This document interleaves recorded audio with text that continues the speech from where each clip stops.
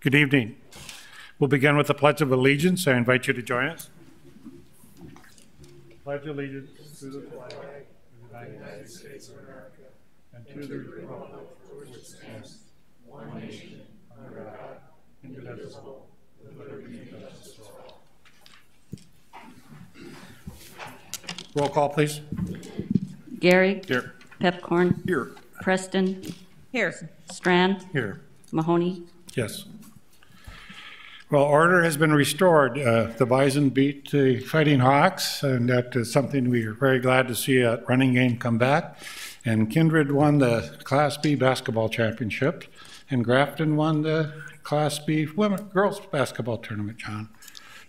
The library is accepting writing and art entries for the Northern Narratives Junior, a children's edition of the library's Northern Narratives publication. The library's Northern Narratives 2021 writing project for adults and teens is accepting submissions through March 29th. The library's outdoor temporary story walk continues through April 30th, featuring the story Stretch by Doreen Cronin. And the library's seed library has a variety of free vegetable, herb, and flower seeds available to the public while the supplies last. Interesting how our town goes with vacancies in apartments. The apartment vacancy rate in Fargo has declined from 9% to 5.8% over the last year. The national average is 6%. The vacancy rate downtown declined from 11.86% to 5.78% over the last year. And however, the rate of the North Fargo continues to be high at a rate of 10.16%, which includes NDSU campus area. There are 1,292 apartments under construction in the metro area, and 899 of those units are in Fargo. While there are many apartment units under construction, only 152 units have been permitted for 2021. And there is one application for the building permit with apartments within the plan review system. A bit concerning because the diversion will be going forward this fall, and we may need some more apartments. Solid waste. Every now and then we like to call out one of our employees that got it right. A resident called Solid Waste Department recently to file a compliment regarding an employee.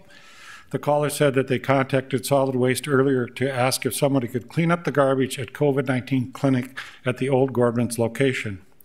The employee said he talked to was the route supervisor, Dave Rowe, who simply stated he would take care of it. The caller said Dave did not try to claim that the problem should be handled by somebody else. He just agreed to solve it himself. Kudos to our solid waste team, and thank you very much. This evening, we're going to show a video detailing the fourth theme of our 2021 State of the City video, which is striving for everyday excellence. And I think Dave Rowe did that. It is one of our 5 overreaching strengths, which will power the strong 2021 for Fargo. I hope you enjoy.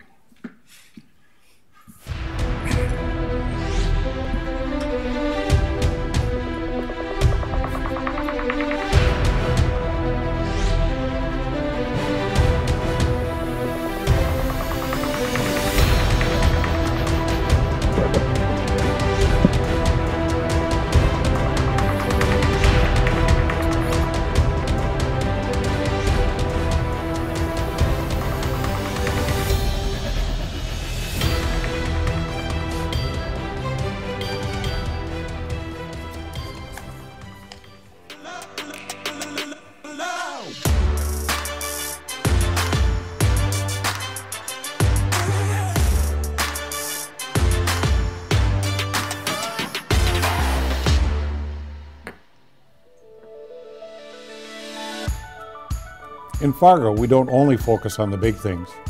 We understand the importance of providing top quality service to residents and visitors each day of the year and fulfilling our commitment to improvement. The Mobile Outreach Program finished another successful year. This harm reduction services-led program provides safe rides and other assistance to individuals experiencing substance use crisis. This program frees up police officer time and helps people in crisis access the resources they need. The former Fargo City Commission Chambers was refashioned into a state-of-the-art public meeting room featuring updated audio and visual equipment for community meetings. The newly opened Sky Commons provides another great place for people to gather and engage in dialogue. Ease of access for residents and businesses in Fargo is incredibly important, and the city's new inspections portal accomplishes that by putting any forms needed by residents or contractors in one accessible location 24 hours a day. as well as providing tracking updates on the permitting process. I cannot possibly overstate how important, effective, and appreciated the work of the team members at Fargo Cass Public Health was in 2020. Through an unprecedented pandemic, the department not only provided guidance relating to COVID, but continued offering vital clinic services to our community members. We are all grateful to have such a talented and hardworking team. The Fargo Water Reclamation Department collaborated with researchers at NDSU to analyze wastewater for traces of COVID-19. The groundbreaking process can be used to determine which neighborhoods may have higher instances of COVID-19 positivity, all without requiring interaction with potentially infected people. The Matt Bus Ground Transportation Center received major upgrades and improvements this year through federal and state grants. The renovation of the facility generates more space for staff, improves the passenger experience, and creates safer exit points for our buses. Our sanitary landfill now features a residential transfer station, which residents may utilize to dispose of appliances, furniture, and other household waste items free of charge. This new service means residents won't need to wait for cleanup week to dispose of large items for free. Thanks to a settlement with Volkswagen, some of the costs for the new hybrid fire truck electric vehicle chargers will be offset, making sustainability more affordable to install. City Hall will feature multiple electric vehicle chargers to accommodate both hybrid and fully electric cars. The former downtown Fargo Police Department headquarters along 4th Street was repurposed into a COVID-19 drop-in shelter to provide COVID-positive homeless people a place to safely quarantine and isolate. This helped mitigate COVID-19 spread while providing security to vulnerable people. I know it's hard to imagine right now, but the construction season is just around the corner. When spring initially rolls around, some pesky potholes are sure to pop up. In the past, street crews would have to wait for the asphalt plants to open up for the season in order to patch those holes. The Public Works Department recently invested in a hot patch truck insert, which allows crews to patch problematic potholes much earlier in the season.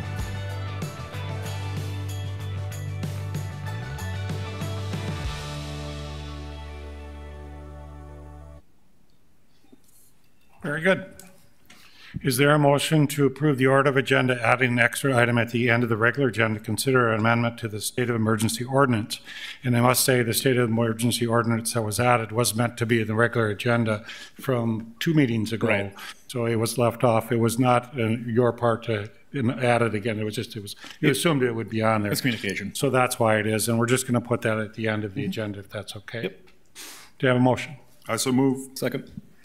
Any discussion? All in favor say aye. Aye. Aye. Motion carried. Is there a motion to approve the minutes of the March 8th, 2021 regular meeting? So move. Is there a second? Second. Any discussion or corrections? All in favor say aye. Aye. Aye. Is there a motion to approve the consent agenda items 1 through 27? So move. Is there a second? Second. Roll call vote, please.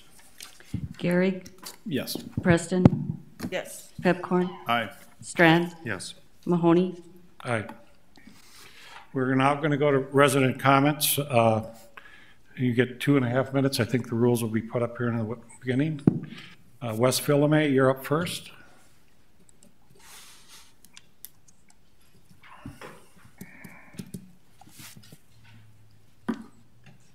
Others, I'm sorry, Wes.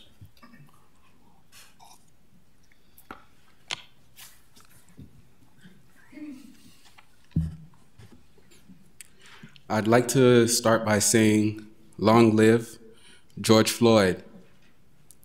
Since his murder, the chants of Black Lives Matter have only grown louder.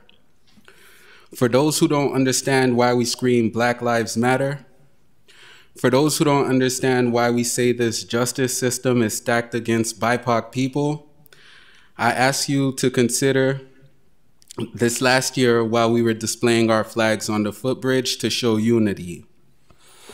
A young man approached us and asked about an African flag. He told us it didn't belong in this country and that we should go back to Africa. He would go on to rip one of our flags down and run with it. When we apprehended him and contacted police, he was cited and released. with a $20 fine. A bias crime ordinance may have sent a tougher message for his crime of hate. On that same footbridge, the state of North Dakota or the Florida, the Highway Patrol would find a century code that states the flags could not be affixed to the fence, and they had us take them down. But when it came to a century code that could have possibly combat the amount of hate that's been going on in this state, as been shown in 2012, North Dakota ranked second in the entire country in hate crimes per 100,000 residents. In 2013, they ranked first. In 2014, they ranked second. In 2015, we again ranked first or second. No one found a century code that could have possibly sent a tough message against acts of hate. And so I ask, how can this be possible? I believe that a bias crime ordinance would show that people in Fargo, especially BIPOC, LGBTQ, and disabled people are welcome, and that our city will not tolerate acts of hate within its city limits. I encourage the city to recommend that the city attorney look at how we can go ahead and get that drafted and get that passed, and so that we can prevent acts of hate in the city of Fargo. Thank you. Alexander Simon.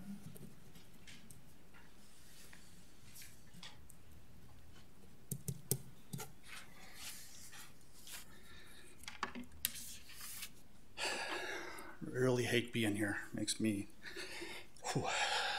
sick. The Hippocratic Oath, modern version, written in 1964 by Louis Lasagna, academic dean of the School of Medicine at Tufts University, and used in many medical schools today. I swear to fulfill, to the best of my ability and judgment, this covenant. I will respect the hard-won scientific gains of those physicians in whose steps I walk, and gladly share such knowledge as is mine with those who are to follow. I will apply for the benefit of the sick all measures that are required, avoiding those twin traps of overtreatment and therapeutic nihilism.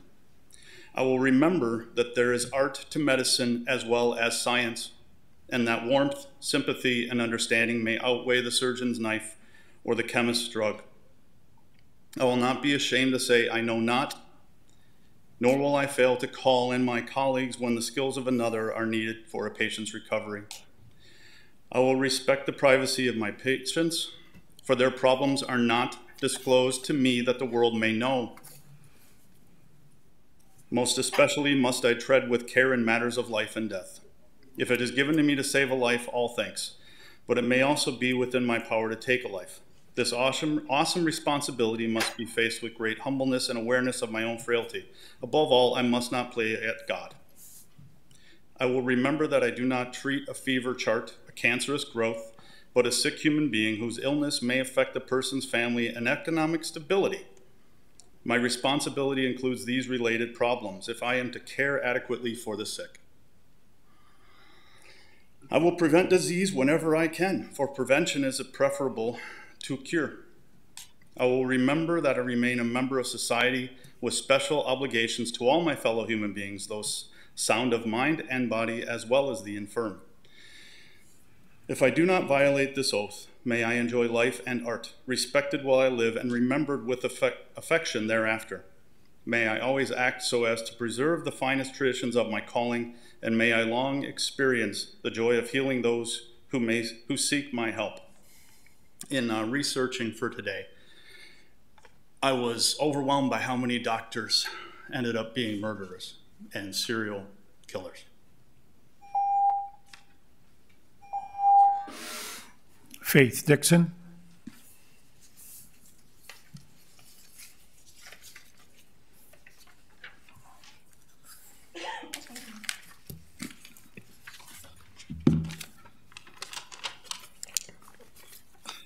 Thank you, Mayor and the Commissioner.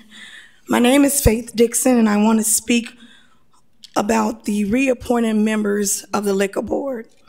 In the past, the Liquor Board approved licensing without having any expectations, penalties, or guidelines that will protect our youth and citizens in our community. With all that has transpired in the last month, including the abuse of power from one of the commissioners who sat on that liquor board, I am strongly encouraging the city commissioners to do their due diligence by creating 4 public seats for community members to sit on the liquor board, with only 1 city commissioner with whom will have no interest and or ties to the liquor businesses. Again, I cannot stress enough how important this issue is and the grief it carries with the loss of our youth in our community. Thank you so much. Janet Wendell.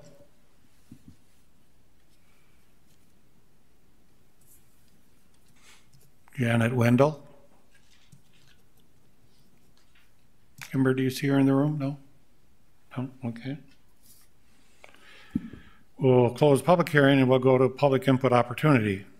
Item 29A, it's a continuance of a alcoholic beverage license. Do I have a motion? Actually, I take it A and C are both going to be continued. Could we have those both put together in one motion, Steve? Is that okay? Go ahead and you can explain. Yes, Commissioner, or Mayor and Commissioners, items A and C, we advertised for those and then had to delay the Liquor Control Board meeting, and so those items haven't gone to Liquor Control yet. So really, if we could continue to April 5th, both items A and C. Do you have a motion? I'll make that motion. Second. Any discussion? Roll call vote, please. Pepcorn? Aye. Gehrig? Yes. Preston? Aye. Strand? Yes. Mahoney? Aye. And item B, you want to withdraw at this time. Is that correct? Do you want to explain? That's correct. The applicant, I think they got the horse in front of the cart on this one, and they just have a number of things that they're working on to get completed so that the building is can get their certificate of occupancy, and so at this point, rather than setting another date and continuing it, I think at this point it'd be better to withdraw this application, and when they get everything done and they're ready to go, then we would advertise for the public hearing and bring it back to you. Do we need to vote on it then? Yes, I think I need a motion to withdraw. Okay. I so move. Second. Any discussion? Roll call vote, please. Pepcorn? Aye. Gehrig? Yes. Preston? Aye. Strand? Yes. Mahoney? Aye. Special assessments for sewer repairs. So annually, once a year, we add up all of our sewer repairs through the assessment process, where the individuals that experience a catastrophic problem with their sewer system can come to the city and request that they be assessed for that sewer repair cost. And so this is, again, it's requested by the property owners, and it comes to us. It's a 15-year assessment. The interest rate is set at 5% by the policy that they sign. Do you know the total of all of these? It was, we exceeded over $1 million this year. I think it was 1.1 and some change, I guess. So anybody who has a sewer breakdown at their house can just ask the auditor's office to do this, and then they get to take it over time? That's correct. We allow the homeowner to actually choose the contractor. So if they are comfortable with one certain contractor versus somebody else, we do encourage them to get multiple bids. And some people have found that the prices can vary quite a bit. And so then we pay the bill and then they pay us back? That's correct. Okay. And it is included in the bonding list. Kent is working on a bonding list now, and so it'll be included with that. Is there anyone here who wishes to speak to this sewer assessment? Is there anyone wishes to speak? If not, I'll close the public part and go to a motion. Move to approve. Second. Then seconded. Any discussion? Commissioner Strand. Thank you, Mayor. Steve, I'm just curious if you could apprise us of what's the trend? Is this a growing number every year? Is it a shrinking number? Is it a consistent number? The number of homes or businesses or places affected and the dollar amounts? So that's kind of a broad question, but I think the changes that I've seen recently, we're seeing more businesses use this. Before, I think the businesses just absorbed it in their practice and did the repair. So a business repair will typically be more expensive because there's just more involved with it. There's no city participation involved with those. With the homeowners, if they go all the way to the main, then the city will pay part of the cost. We try to cover the cost of digging in the street. Engineering has changed how they do the water main replacements, and now with any water main replacement project, we're bringing the sewer ties behind the curb so that if they decide down the road or they need to do it down the road, then they'll at least have plastic to hook to behind the curb. The cost part, I would say that the general trend has been that it has gone up. You know, it used to be that we would hear a number of $1,000 a foot for how deep it was would be the cost. I would say that's trending up more to $1,250 to $1,500 a foot now. We've seen a lot more assessments that are up around $20,000. So my question leads to this, and I don't know the answers, but I'll just ask the question. Is there anything the city can do proactively to reduce these incidents going forward? I don't know if down the road we might learn from our engineering department or see if there are options, see if there are alternatives to having the catastrophic failure be what triggers the repair. Maybe if we could proactively at some point see where the trends are, where the needs are, be proactive about it and reduce the costs. You know, Brenda Derrick's going to answer that, John, because there's all these marvelous things they put inside pipes all the time. That's what I want to know. Mm-hmm. So a couple of answers is, you know, one of the things Steve did talk about is exactly that. We were seeing that we were doing water main replacement projects. We were, the homeowner is actually responsible to the main. So we were sending out letters trying to entice, to get people to jump on board so we could replace part of that service. So I think it was about a couple of years ago, we just proactively now are replacing everything under the road. And so in all of our water main replacement projects going forward, we replace everything from the road so that the only cost associated would be excavating in the ground. So kind of stepping back, are there some options? The lining options we've seen, you still have to dig in the street to make that final connection at the main, so far from what we've seen on the lining, so that you don't get an opening at the end. But we're constantly working on different options, and I think, you know, the program here has always been very successful, and that's where the city steps in and pays those additional costs for being in the road, because we don't want that to go back to the owner. And so the idea of the assistance we offer is for them to replace to the main and completely replace it, and the city picks up that paving cost, those additional costs in the road. And so that, you know, that's the program we have right now. You know, a lot of people get colonoscopy, Brenda, and the question might be asked, could you scope the sewer outlet to see if there's a problem coming, tree in it or branch in it or something like that, and proactively go ahead, just like John's talked about, and not be at minus 40 degrees outside trying to replace a sewer main. So is there any programs like that? As far as the programs, there are no programs that proactively have us go into their home and videotape their lines for them today. You know, that's really it's a private area, right? It's a private access. I mean, there's also issues where a lot of places in town, believe it or not, tie into each other. You know, they share services, right? And so to meet new plumbing codes, we've done a lot of assistance to help get those separated. I will say too, kind of going on what the mayor said is, I had a call today from somebody that twice a year he has somebody come out and clean out his sewer line, and he said enough is enough. And so now he's going to, before it is an emergency, and it is 40 below or something like that. He's going to get his done this summer. So I think that's one of the reasons we're seeing such a big number now.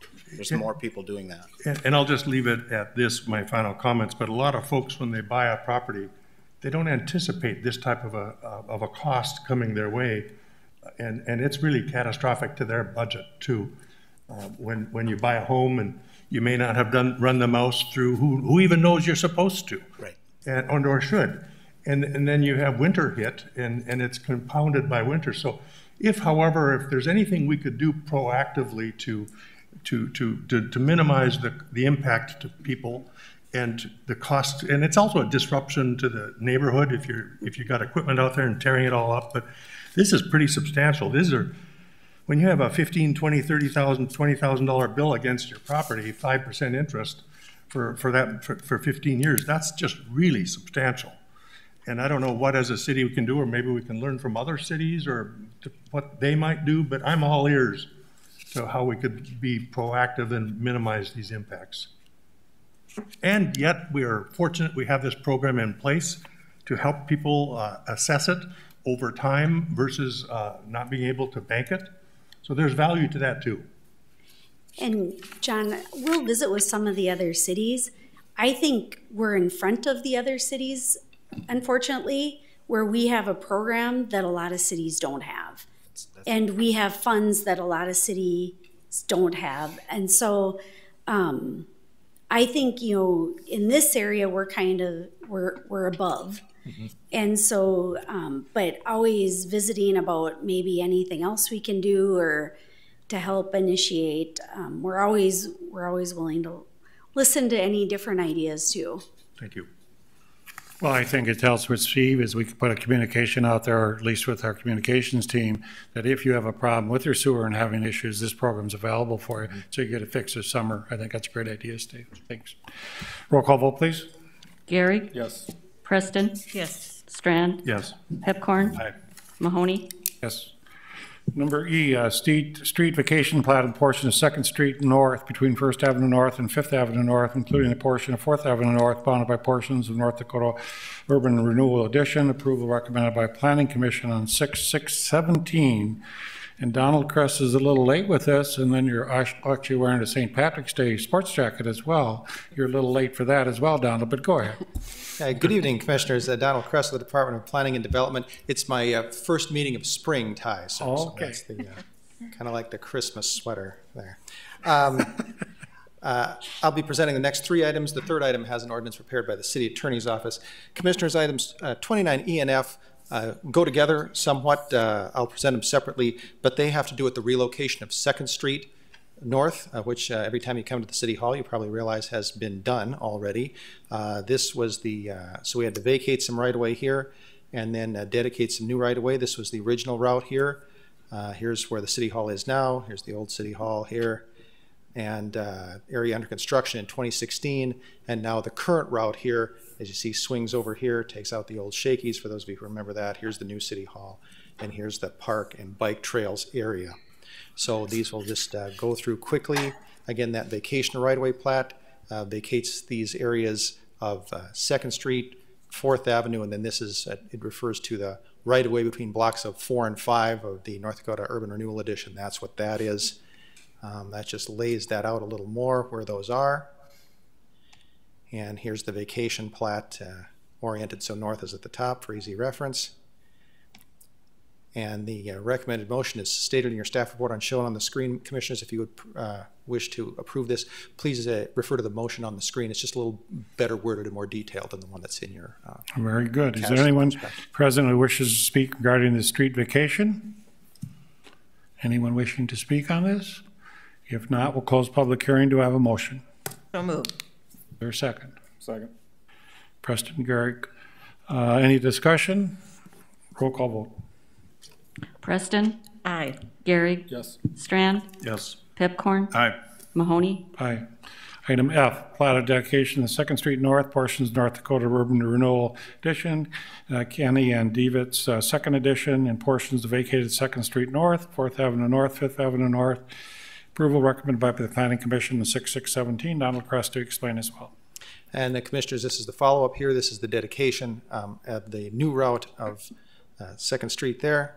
It's a two-part plat. There's the northern part there. Here's the bridge up here, of course, and then going down to intersect with 1st Avenue North down here. Again, recommendation is stated in your staff report and shown on the screen for the dedication of 2nd Street North. Is there anyone present who wishes to speak regarding this plat? Is there anybody who wishes to speak on it? If not, I'll close public hearing. Do I have a motion? So moved. Is there a second? Second. Any discussion? Roll call vote. Preston? Aye. Gary? Yes. Strand? Yes. Pipcorn? Aye. Mahoney? Aye. Item G, zoning change from single dwelling residential to neighborhood commercial on lots 1, 23, 24, Block K, J.S.A. Roberts Edition, 9th Avenue South. Approval recommended by Planning Commission on 3/2/21. First reading of rezoning ordinance. Donald Crest. Yes, Commissioners, this is located at 615 9th Avenue South here. Just to locate it, here's Hawthorne School over here. One of the core neighborhoods of Fargo here. You may recognize this building here as you drive by it. It's been there since 1895. It was originally a local grocery store. It's been a commercial use, we believe, ever since that time. As the mayor stated here, it's zoned SR3, so it's a single dwelling zone there, and of course the commercial property, a single dwelling zone. And so we've been working with the owner, Mr. Anderson, for some time to be able to rezone this to an appropriate commercial zoning, which would be neighborhood commercial, which would be is the requested zoning here. Again, looking at the project site, the proposed neighborhood zoning district, which is a low-intensity commercial zoning district, reflects the use of the property most recently as a stained glass workshop for many years with Mr. Paul Anderson, as well as the future use of the property as an antique furniture consignment and repair shop. So he has a tenant for that. Again, keeping with this idea as talked about in the core neighborhoods plan of having some local local commercial in a neighborhood, and again preserving something that's been a part of that neighborhood, fabric of that neighborhood for some time. Mr. Anderson is with us. There he is this afternoon, and he managed to address the commission. Planning Commission's recommendation is stated in your staff report and shown on the screen. And that concludes staff's presentation, Commissioners. Thank you. Is there anyone present who wishes to speak regarding the zoning?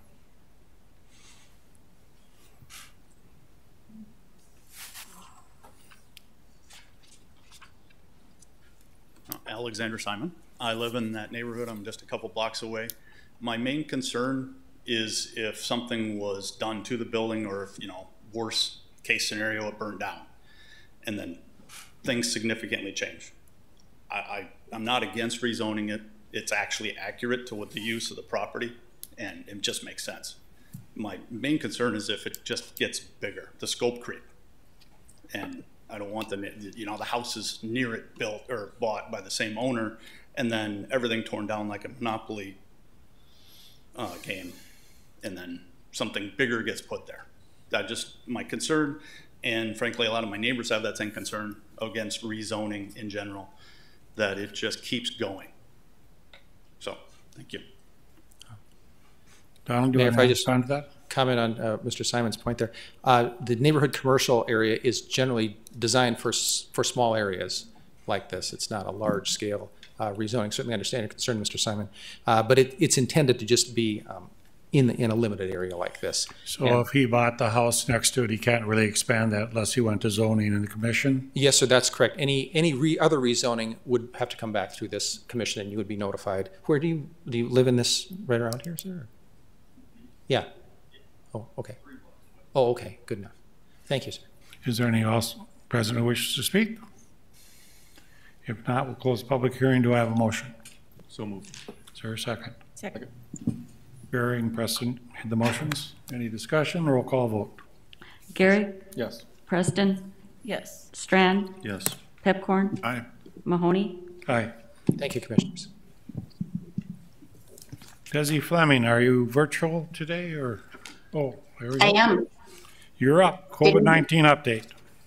Great, thank you. Good evening, Mayor and Commissioners. Today's COVID results have Cass County at 276 active cases, which has more than doubled since our last meeting. The 14-day rolling average positivity rate is 5.76% in Cass County and 3.1% for North Dakota.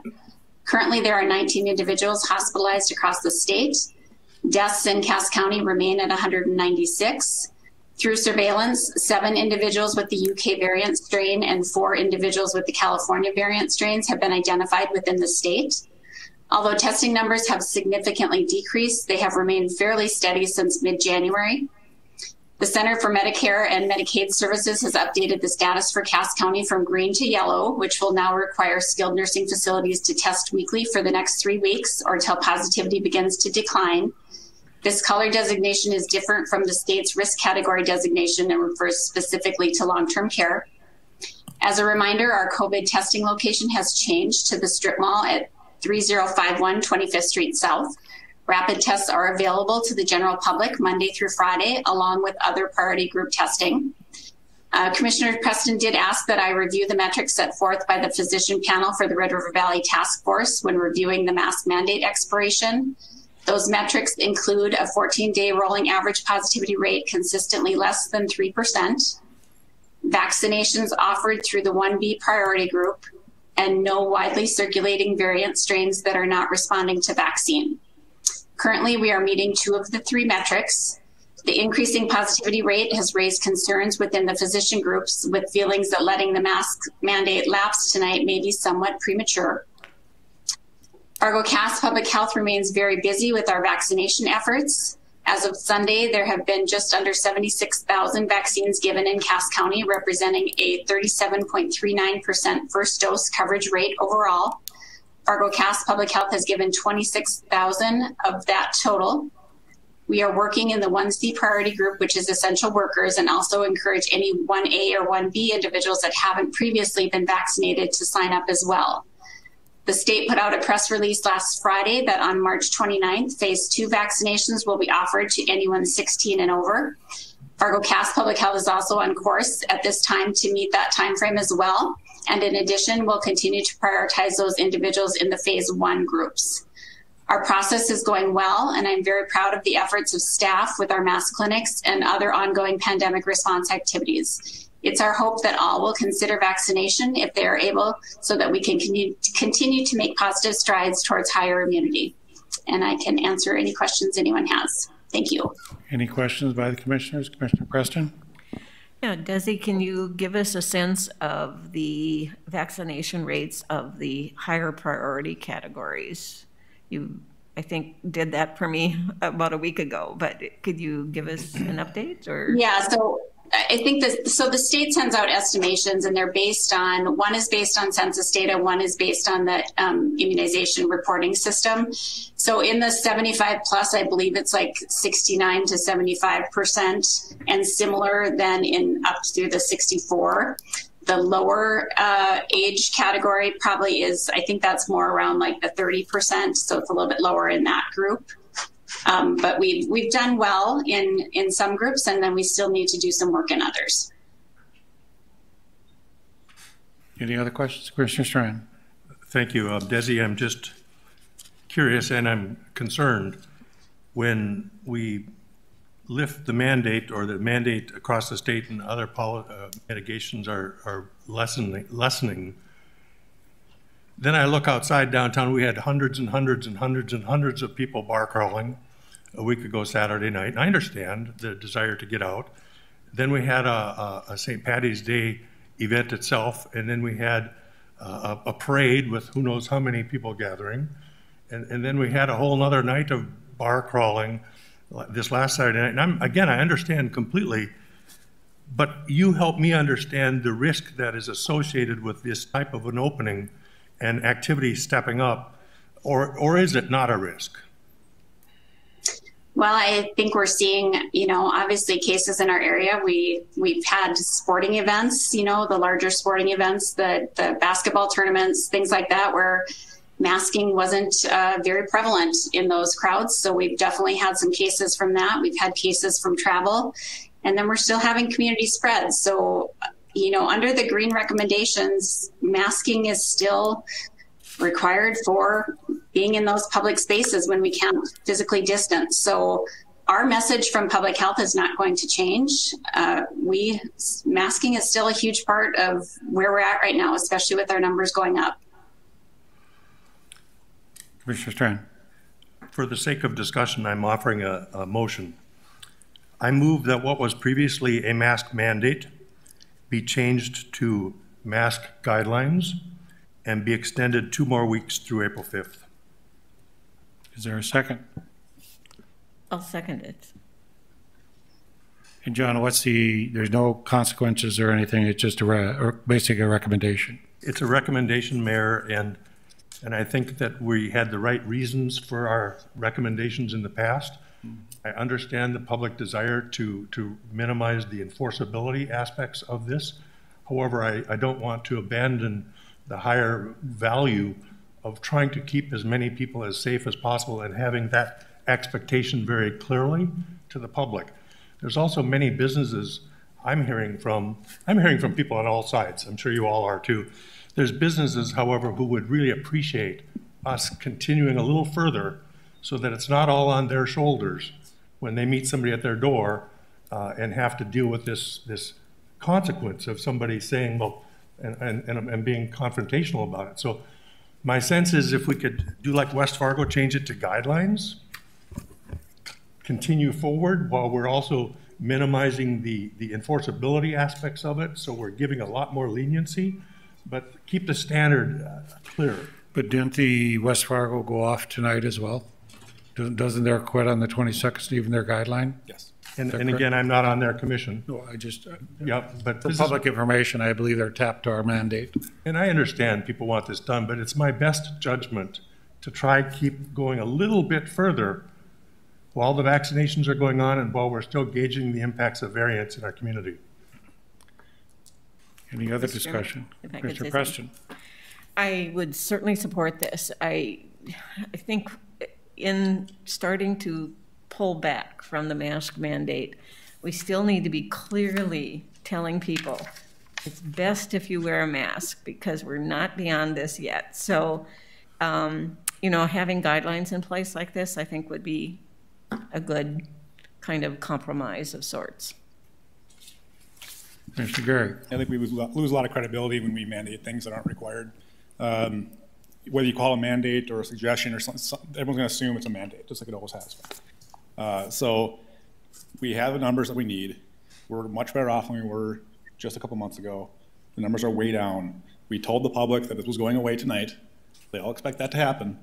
And now we're just changing the name of things. So I think we're losing credibility if we don't take it off tonight. No clap. You'll be asked to leave. You'll leave. Okay.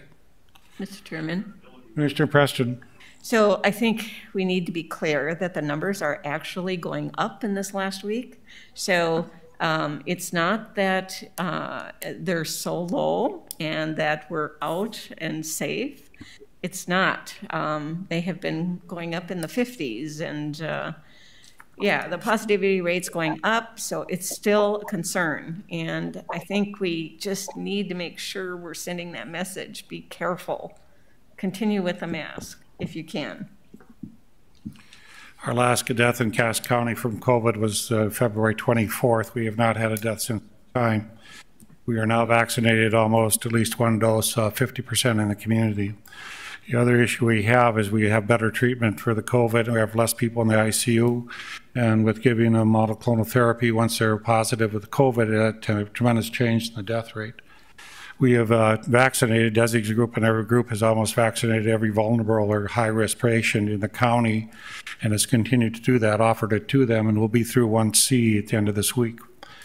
On April 1st, we're going to open up all vaccines to everybody in the community, and that should change to that area. I think we can simply request people wear masks, but I'm seeing a lot of non-compliance right now. And we want people to believe when you say mask mandate, you need it. And Commissioner Strand, you and I talked about this, is that when we need it, we need people to do that. And when we saw people wear their masks, their counts went down. Grafton just had a basketball tournament and their numbers jumped because people, you could see them, they were in the stands, no masks, and they were close, so social distancing was lost. We're seeing a jump, but we're jumping from a 2% to 4%. We're not jumping to 20%. concur with our concerns at the desk here that we're very concerned about that. But I hear a lot of feedback in the community that they would like the word mandate to go away and would like to trust the responsibility of individuals to wear the mask in public spaces and to honor any businesses' request that they wear a mask as well. So I'm concerned, but I think it's more important to end the mask mandate tonight. So that's just my opinion. But any other discussion? Commissioner Pipcorn. So, Mr. Chair, I totally agree with what you said, and I think we should encourage people, especially if you're working at nursing homes, if you have people, if you're in a high-risk category or around them, wear a mask. I think we should, as a group, encourage wearing a mask, social distancing, washing your hands, all that stuff. We should encourage that and continue to do that without question. And also vaccination, that's what we should be doing. But this is freedom, and you got to let people have their freedom, and that's the thing we have to go back to. I'll give you an example. At the grocery store, I'll continue to wear a mask when I go in there. If I don't wear a mask, then I don't go into the grocery store. But I think people, we can all do it. We can do it. And so, but the whole making a law, that we got to move on, because the secret is it's never going to be safe. I said that a year ago. It's never going to be safe, and so you got to go on and live your life. And we're right on the edge of beating this, and so let's do it. But keep wearing a mask. That's especially when you're in contact. I think, Mayor, you talked about high population areas like City Hall, like a basketball game or a football game. Wear a mask. That's be a good neighbor, right? All right, thank you. That's my comments. Commissioner Strand. Thank you, and Commissioner Pepcorn, I really appreciate that sentiment, and I think it's right on the money. Here's where I'll leave it. Going forward, if we have another surge, if we have another spike in numbers, if we see what's happening in Europe, if we see this happening here, I'm forewarning you all, this is back on the table because we haven't nipped it in the bud. And I hope we have, find some wood to knock on. But I hope we have turned that corner. However, it's important for the public to know that we're gauging this.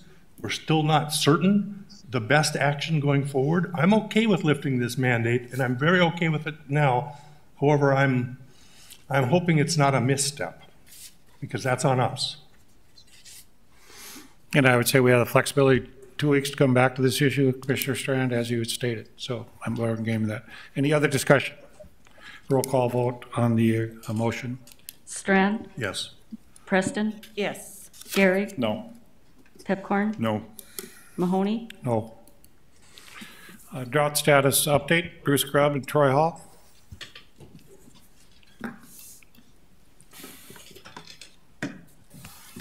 Thank you, Mayor and Commissioners. We thought it might be appropriate tonight to provide a drought status update for our area. As I'm sure you've seen or heard in the news lately, the dry fall and the lack of snow this winter has resulted in drought conditions across much of the state of North Dakota.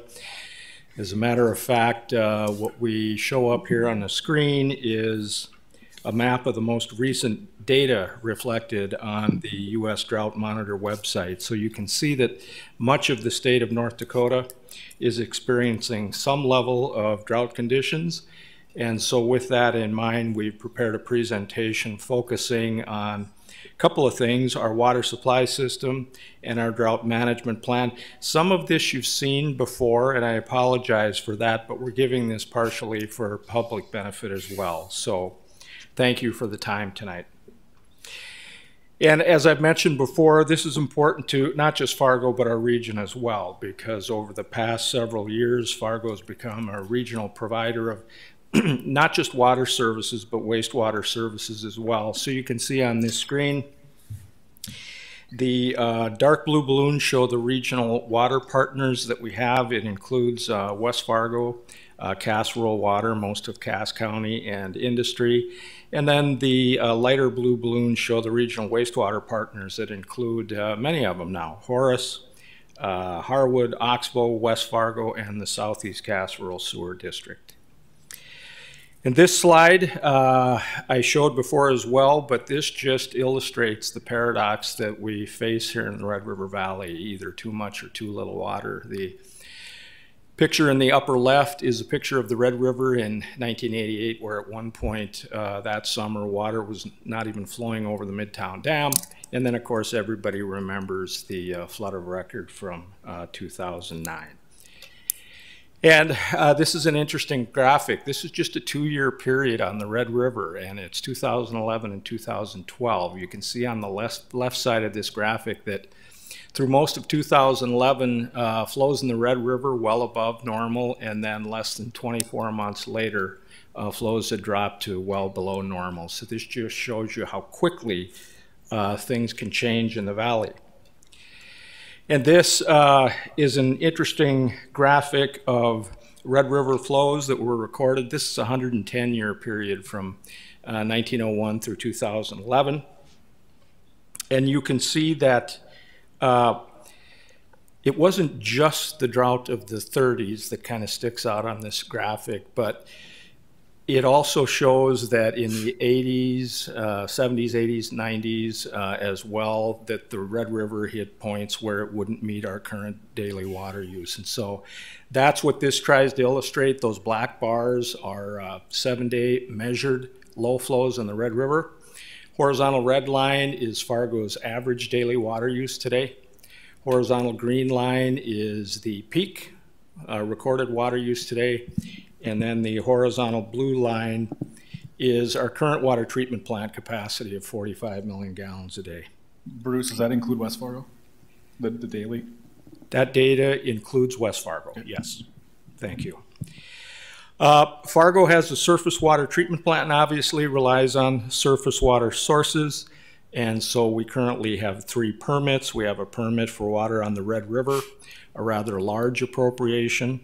We've got a smaller appropriation on the Cheyenne River, but we also have an appropriation for water that's stored in Lake Ashtabula, just north of Valley City. And having redundant water supplies is recommended in the industry because it allows you to switch water sources if you need to in the event of inadequate flows, contamination occurs, or poorer water quality. So we do switch off water sources quite frequently.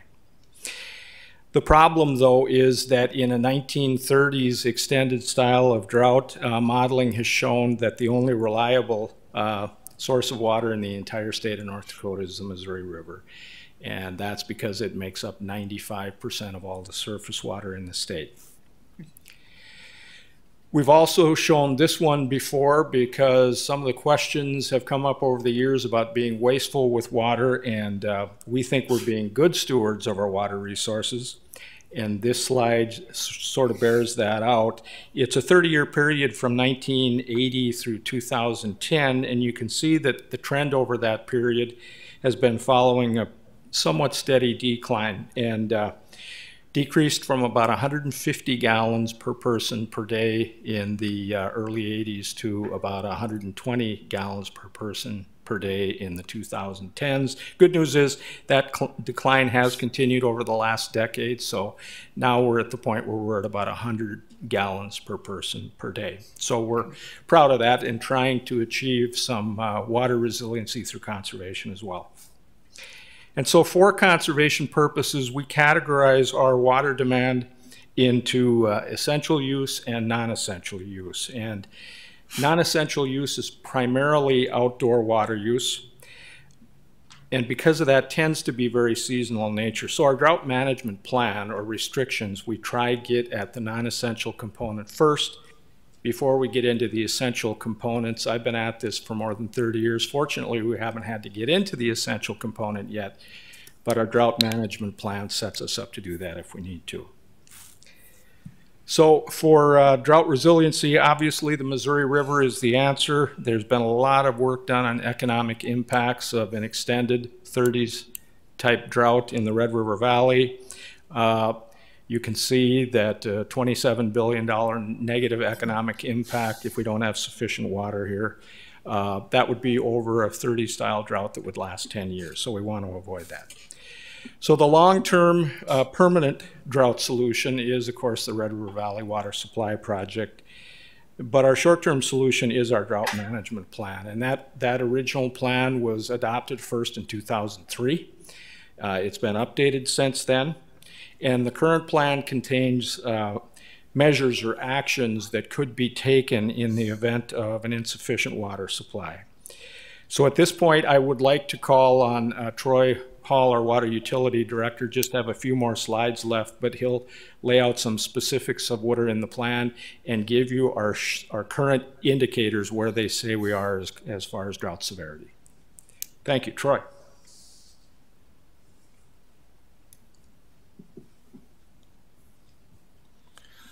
Yeah, good evening, Commissioners. Thanks, Bruce.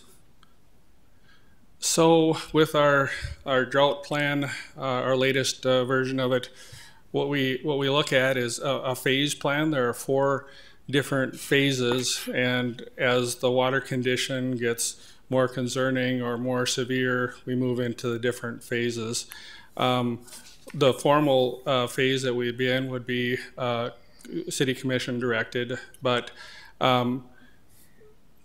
use my pointer here, but we have phase 1 is normal, phase 2 advisory, phase 3 warning, and phase 4 emergency.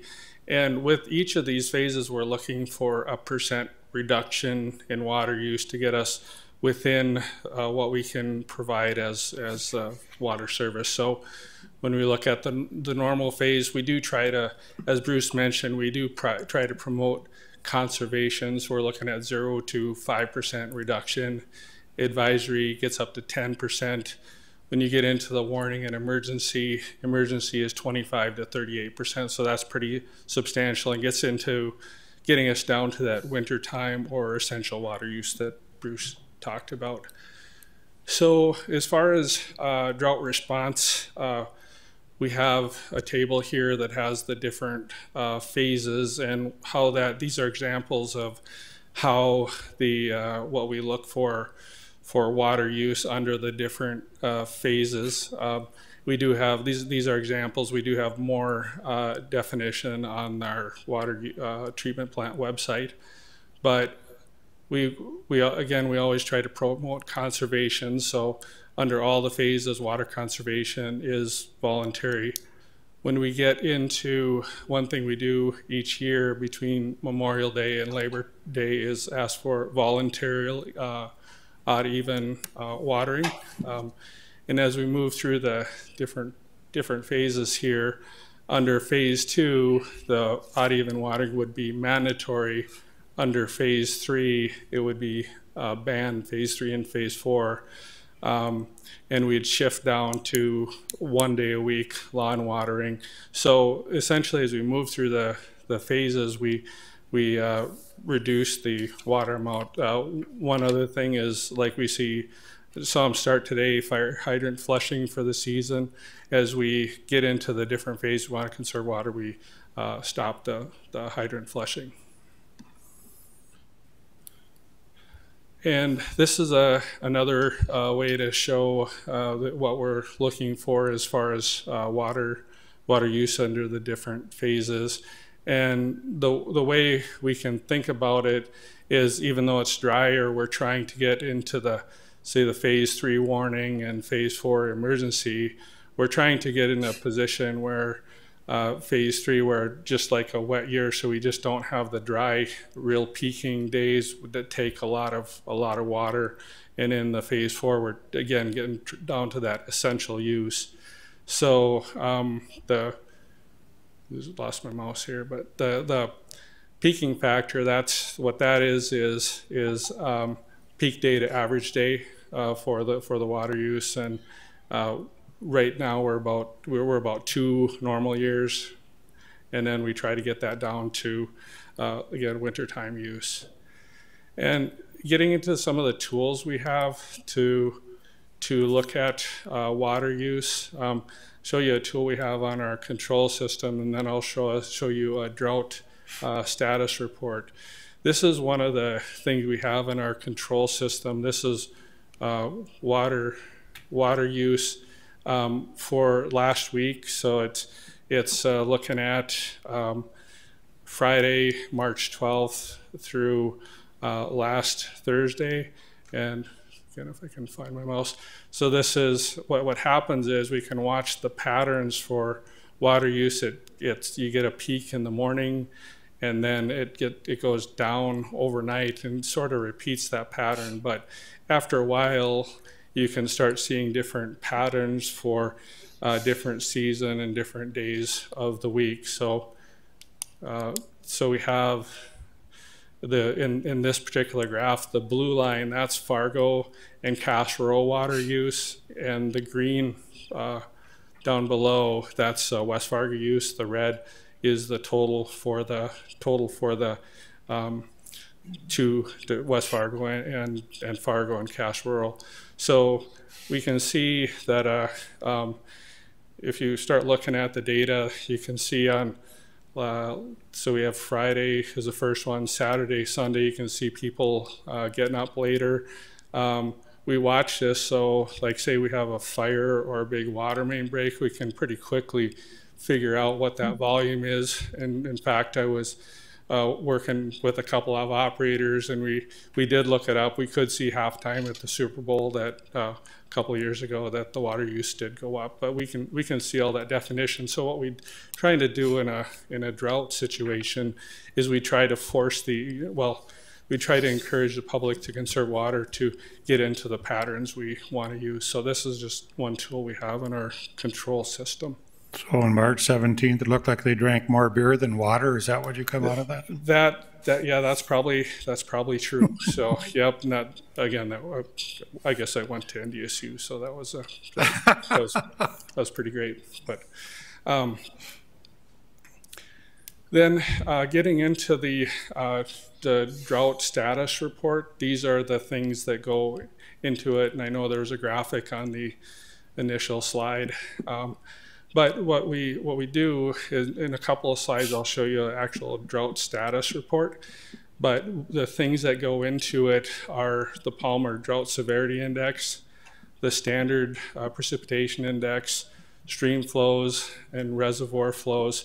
And then we also use this plan in addition to a drought plan. It's for infrastructure triggers, so we use the same plan if we have, say, a large water main break or a treatment plant issue. We can go right to the plan. But for our system, we can be dry in the region and stuff, but as long as we have water going by our intakes in the Red and Cheyenne, we're pretty good shape. So we actually weight that higher the stream flows. So and then with the stream flows, we're looking at Red River, Cheyenne River, Bois de Sioux, and Ottertail River. Those are some of the flows we look at. And reservoirs, we're looking at Bald Hill that feeds the Cheyenne River. We're looking at Orwell by Fergus Falls that feeds the Red, and then White Rock or Lake Traverse that feeds the Red as well. So this, and then one more slide, I'll show you the drought status report. But what we do, we actually have sort of like the control system tool we just showed. We have a tool here that, because we're looking at the whole region as far as the Palmer Drought Severity Index, Standard Precipitation, we're looking at a whole bunch of data. We have a little tool that actually goes out and pulls all this data off the web and populates our report pretty slick. It was developed for another utility, and then we picked up on it. But that's what the bottom part, that's the tool that we use. And then this right here, because I talked about reservoir levels and discharges, this is actually Orwell dam releases from last week. I think it's about 543 cubic feet per second. Right now, Fargo, Cass Rural, and West Fargo are using about 20. So right now, even though it appears dry, we more than 25 times the amount of water we actually need flowing by our intake. So right now, it's not as crucial, but we're trying to give you an update about it. And then this is the final slide I have, but this is the actual drought status report. And what it does is it takes the Palmer Drought Severity Index, the Standard Precipitation Index, reservoir levels and stream flows, and then it calculates a drought status report, and then the report calculates the number, and then the final number is up to us. But again, like I said, if we get into a real dry condition, it'd be the city commission's decision as to what phase we're in. So with that, and then the other thing to point out again, stream flows are weighted higher than the rest of them because as long as we have water by our intakes, we're in pretty good shape. So with that, I'll take any questions. So Troy, in California, when they had the drought, you said we have on average maybe 120 gallons per day that people use. Yep. I've heard rumors that with conservative measures in the community, they brought that daily use down to 25 to 50 gallons per day. So when you talk about when we go in different levels here, at one point we would be asking the community to do certain measures to utilize the least amount of water. Is that correct? Yeah, that's what we get down if it really got severe. So we had in our phase 4 emergency, we had 25 to 38% reduction, but what we'd have to do, under that situation, we'd have to see where we're at and what we could produce. So we'd ask the public to work with us. And, the couple times in my career that we've seen where we've asked people to conserve water, public is pretty good about responding and helping us out when we need the help. So, but yeah, you're right. We would just drive that number down as much as we needed to. Commissioners, any questions? Commissioner Preston. So 2 questions. One is the 115 or 110, whichever number you look at, your gallons per day per capita. I'm assuming our people per household has gone down through that time period as well. So that says to me that we're getting more efficient. How does that compare to other cities in this type of climate up here with our seasons as they come and go? And then my second question is, oh boy, second question is just gone. Why don't you answer the first one and I'll remember the second one. Okay, it's okay. Would you like to answer that? I remember the second one too. I'll have Bruce.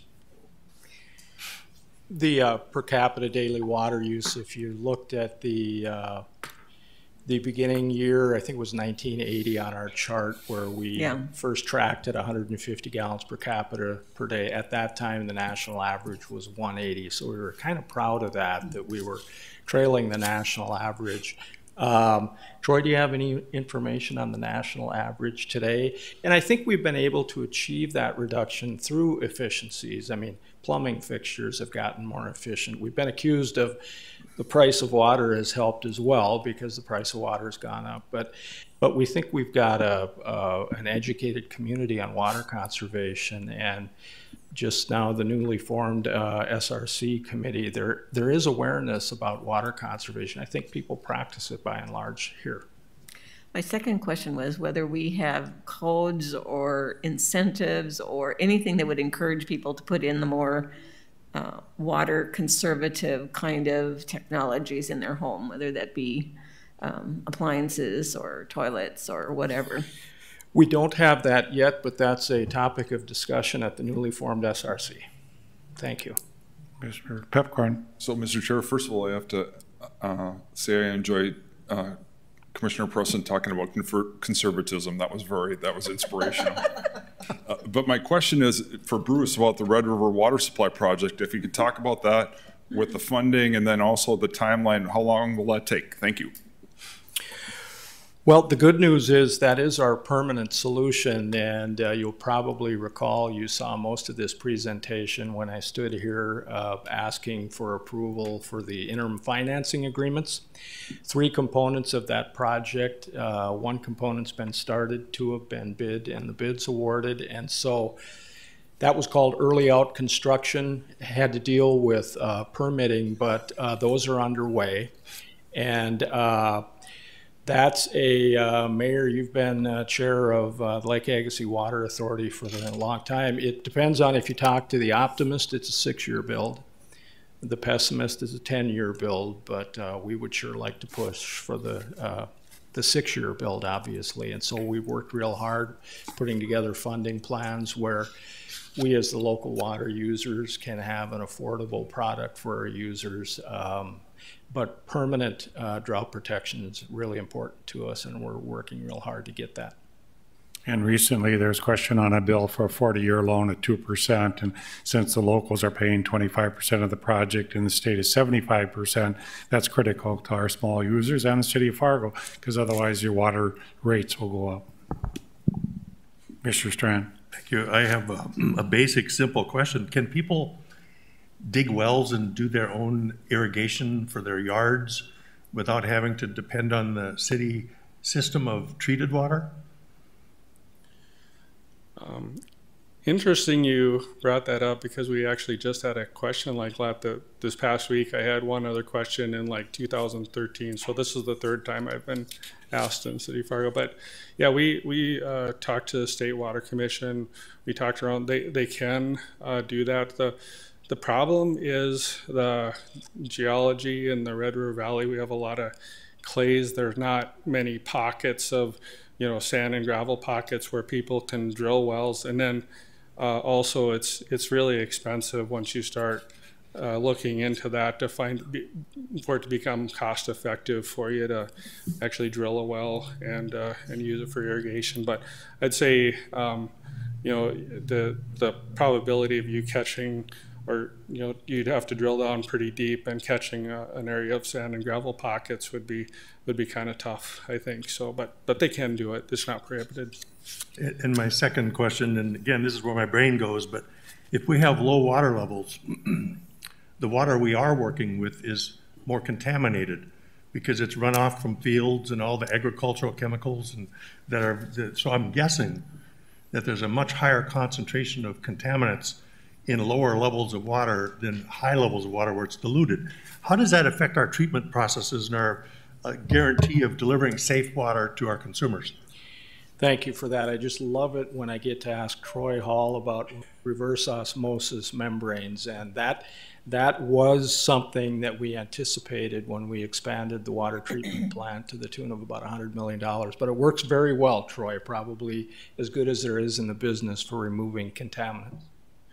Yeah, no, that's right. The RO works very well. So does ozone, as far as breaking down that, and some of the filter upgrades we've done. But the interesting thing about that, we had a customer asked us to look, had some concerns about the contamination. We've actually tested above and beyond what we need to do from a regulatory standpoint. We've actually tested the past like two summers and looked at a whole array of herbicides, pesticides, all those synthetic chemicals, and we haven't found it. If it's been in the Red River, it's only been a couple of really low concentrations, and then nothing getting into the tap water. In fact, the last one we did last year, there was of the whole battery of tests we did. We had to send them out to a private lab, of course, but there was nothing detectable in the Red River as far as agricultural chemicals, and nothing in the tap water. So it was kind of a little surprised by that, but that's what it looked like. And then again, we have the treatment processes that should do very well at that. Any other discussion? Thank you. Great report. We'll take a 5-minute break. Come back at 6:18. Thank you. We can find Commissioner Preston. We'll get going here again. Marker's late. We have a report tonight by the Fargo Downtown Business Improvement District. Do you want to introduce Chris then, Steve? Sure. Thank you, Mayor. The bid has been in place since 2012, and we just thought at this time that it would be nice to show you what the bid's been doing in the downtown area. And so here tonight are Jesse Helland and Chris Schlepp representing the bid. Well, thank you, Mayor Mahoney and Commissioners. I'm Jesse Helland. I'm representing the bid as chair of the advisory, and Chris Schlepp is the operations manager.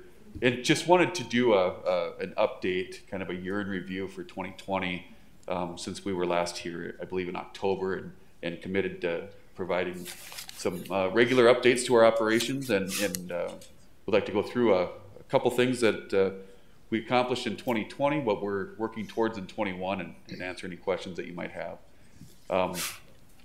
So the bid org chart, some of this information is is a review of what we presented this fall, but just an org chart of the operation of the bid. You know, we're a group that operates downtown and is primarily funded through assessments, and then also some supplementary contract work that Chris and his team perform. This was a snapshot of the bid advisory from last year. This group has changed a little bit with the addition of a couple of members, but Adrienne Olson has now moved into the chair of the board of directors for the Downtown Community Partnership. So community partners, the folks that Chris and his team collaborate with on a regular basis, the city of Fargo, public health, police department, the arts partnership. You'll see those in a couple of different locations in this presentation, and you'll recognize that partnership in the operations downtown. Chris, you want to talk a little bit about stats? Sure. So we have an application system where we can track all of our statistics as far as what we're doing downtown to make it tangible, and we can show individuals and groups what we're actually doing. So when we say we're doing things out there, we can actually, you know, justify what those things are. I'd like to direct your attention to the trash impounds. So that would be the second from the bottom. So in 2020, we removed over 56,000 pounds of trash from the downtown area, to give you guys an idea of what we're doing downtown. And that does not include recycling. In recycling, we almost accumulated about 4,200 pounds. So about 60,000 pounds of trash and recycling just in those two areas alone in 2020, to give you an idea of what we do. We also have safety and hospitality statistics. So what this is we don't only maintain and clean downtown, we promote downtown. We try to enforce ordinances from panhandling, whether that be passive or aggressive, requests for police. We provide a safety escort service, or if individuals want to call us, we can assist them to either get home or help them to their vehicle. And we have a mobile outreach contact as well. So if somebody needs help in that regard, we are able to reach out to mobile outreach. And we're one of the few organizations that have a direct line to mobile outreach in order to facilitate that need. So I'm not going to go through every statistics here, but again, this just kind of gives you an idea. 2016 to 2020, a 4-year roll-up is when I took over in June of 2016. Just for trash itself, over 200,000 pounds of trash are removed from the downtown area. Again, ordinances enforced. We've enforced about 1,900 ordinances. And what I mean by enforcement is we can remind individuals what they can and can't do. And after that, it's up to them to stop that behavior. And if they don't, then we get the police involved if necessary. Requests for police, 283. And that's any time we have to call the PD for any example. And then safety escort again, 102 instances over that 4-year period where people have called us and said, hey, can you help me to my vehicle? Can you assist me to get home? Can you walk me to from a parking ramp to my car? So again, to give you an idea, in 4 years, what we've been doing downtown. So the 2020 bid budget just kind of gives you an idea of where the money is going. Very transparent because we are funded through assessments, property owners' assessments on their properties. So I try to make it very simple as far as where their money is going to. Our clean team is about 46% of the budget. Our safety and hospitality ambassadors run about 18%. Maintenance, beautification, promotion, and administrative cover down on the rest. And those numbers are on the right as far as the breakdown, as far as expenses. Mr. Chairman, if I could ask a question. So this is actual, it's not budget, it's actual expenses and revenues? Yes. Okay. Next few slides kind of give you an idea of what my team is doing out there. I give all the credit to them. I manage what they do, but they do all the hard work. They're out there on the streets doing the good work. That photo in the upper left is one of the initiatives that Chris and his team took on. That's a utility box that was wrapped, and that was in partnership with some of the arts organizations in town, and that's a continued effort that's engaging local artists to provide those. One of the initiatives that Chris and his team took on in the last year or so, and this year, the impact of that downtown has been great, and the ask has been that gets implemented throughout town. So you'll start to see that in other areas through downtown or throughout Fargo. So it's a testament to the work that Commissioner doing and the impact that has. So, Mr. Chair, Chris, could you talk a little bit about that, the potential in the future where you're going to have a catalog where if people want to have art? I think that's a pretty cool project.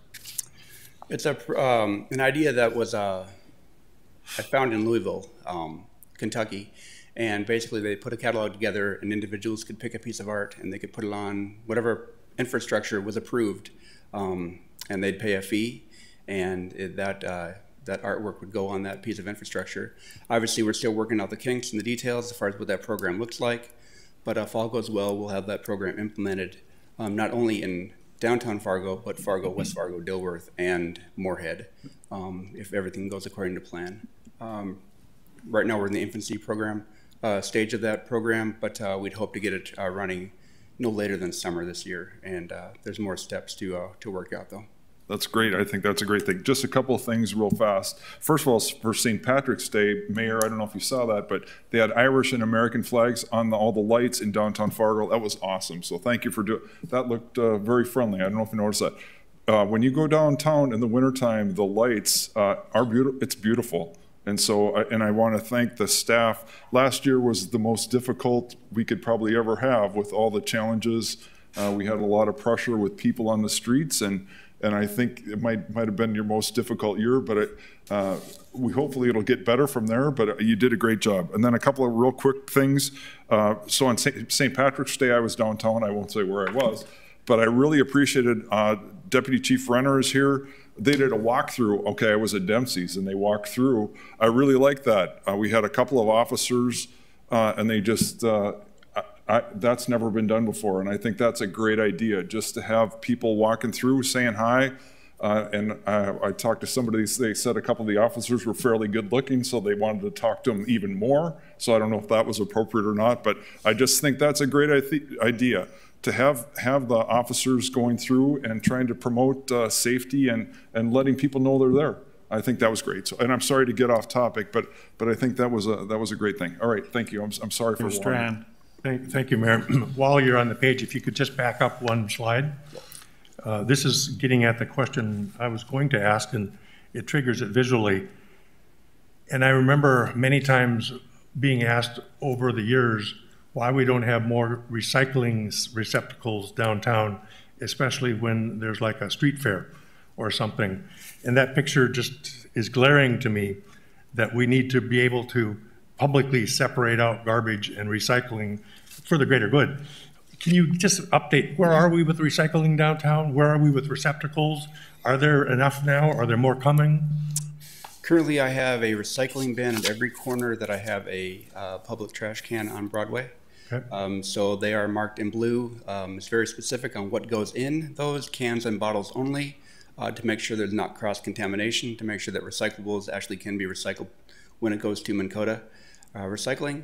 I would love to have this program expand off of Broadway, but as of right now, it's on Broadway, but is on every single corner, every intersection of every corner on Broadway. And again, I do hope to expand the program. Thank you. A couple more photos of Chris's efforts for maintenance and beautification in downtown. Some highlights of the work that he's done in removing some of the graffiti and other vandalism that occurred, and some maintenance and snow removal. Snow removal is a big part of the BID's work. Also some contracted work that the BID performs as well, but a huge part of keeping downtown walkable, especially in the wintertime.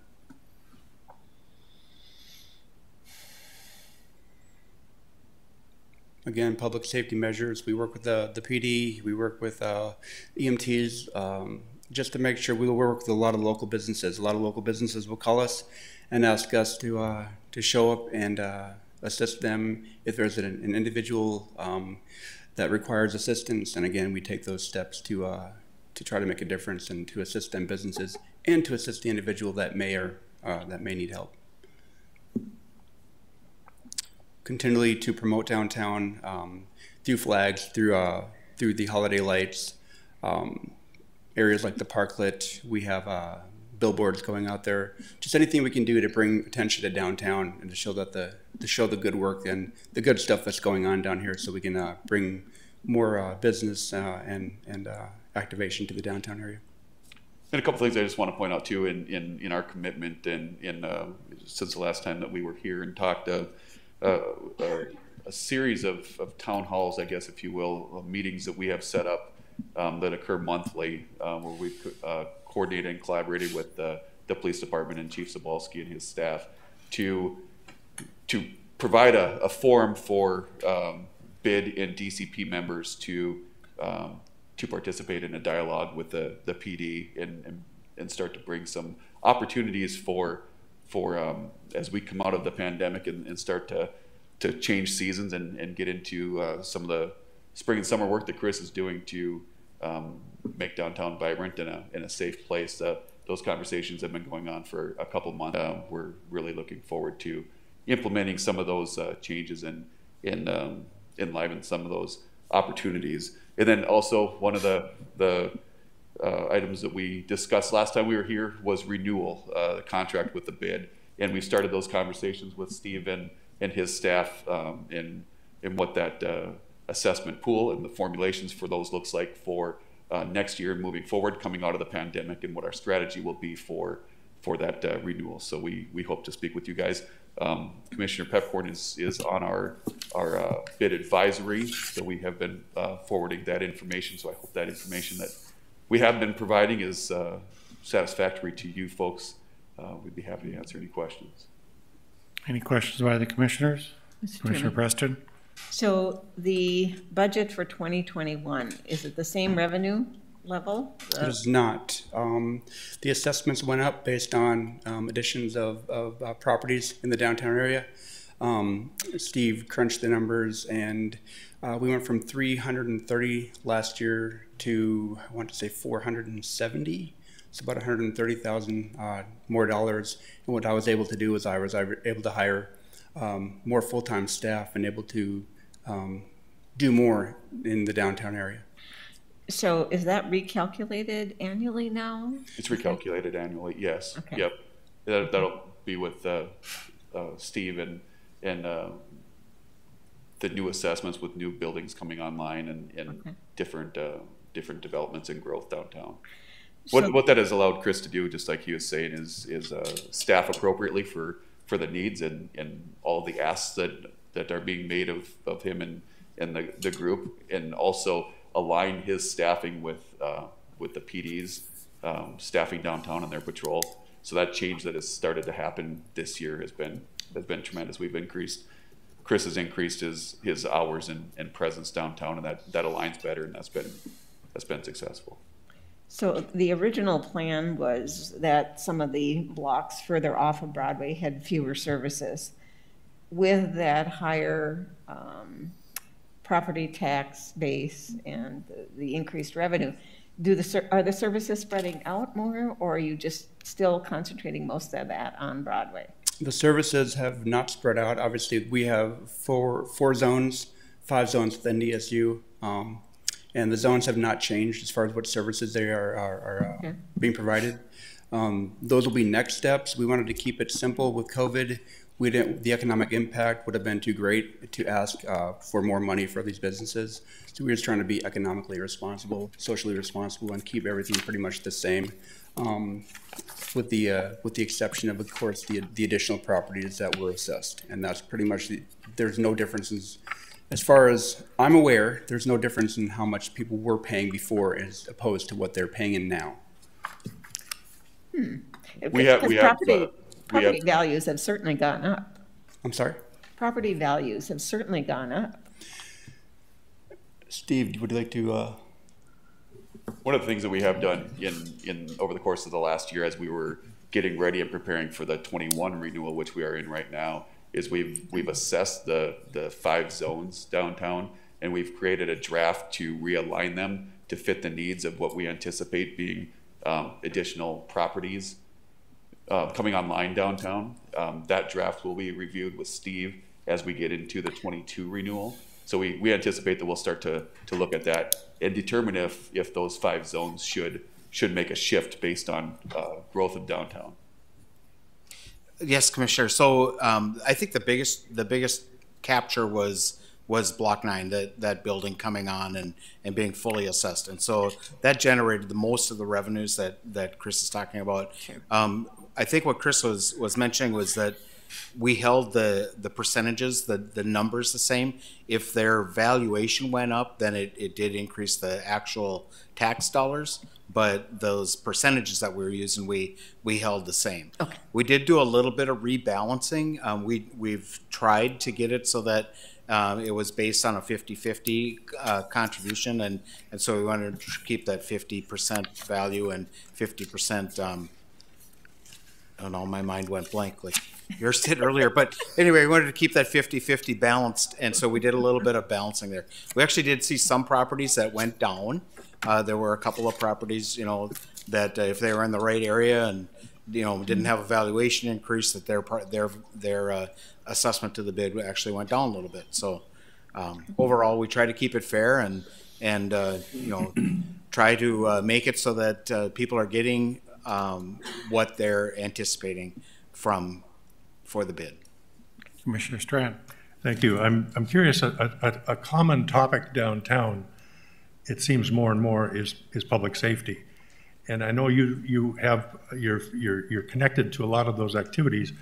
I'm just wondering what's coming forth in the future to further enhance our sense of safety downtown. And if you had a wish list, what would that be that we can be partnering with everybody to make sure there's a confidence that when they're downtown, people are downtown, they're safe? That's a fun question. My wish list would include more staff, of course, so we're able to get more eyes on the street. With the new police chief, it's been a great relationship. I like where the police is going as far as what they're doing for downtown and the community as a whole, realigning their staff when they're needed. So that's refreshing. And it's just a matter of, additional cameras. Some people are for it, some people are against it. If I had my way, we'd have more cameras, obviously, just because more eyes on. I know that can be a controversial topic. Yeah, anything that we can do to assist. I'd like to see all the business owners have cameras in their shops. That's not something that's happening yet. With all the technology that exists out there, that surprises me that more business owners don't have cameras in their facilities. There's little things that we can do, and again, working with the agencies, mobile outreach, the PD, Homeless Coalition, all the agencies that we can help one another, because we're here for everybody in downtown, not just the people that can afford to be downtown. And that's how I like to look at things. So we all have to work together to continue to improve downtown safety. Commissioner, can I jump into on that? When we originally prepared the budget, we were doing that for the bid for this year. We were doing that in May and June, and obviously we had a change of police chiefs. We did budget to hire police, off-duty police officers as extra patrol downtown that would be they would stay right in the downtown area. And the new chief had a different idea about using off-duty police officers. And so we've had to revise the budget a little bit. Chris took that money then and was able to hire an additional person that will be on the streets. They won't be wearing the blue of the police, they'll be wearing the blue of the bid. Thank you. Any other questions? Is this the end of the presentation, or what?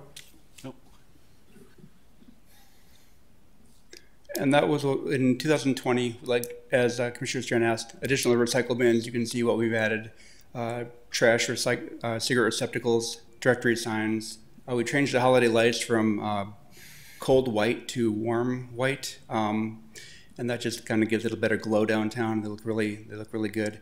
And of course, as Jesse stated earlier, additional utility box wraps throughout the downtown area. And that's just kind of a few people that have said that we're we're doing the good things downtown, and just wanted to highlight a couple of those. Again, all the credit goes to my crew. I'll take none of the credit. I have a great staff, and I'll stand by that. 2021 bid renewal, this is the way forward, and this is just what we've done this year, able to hire additional full-time maintenance ambassador, safety ambassador. We have more equipment. We've extended our business hours. We now operate Monday and Tuesday, we operate from 7 a.m. to 4:30. Wednesday through Sunday, we now operate 7 a.m. to 10 p.m. So that's 5 days a week. We're operating until 10 p.m. at night.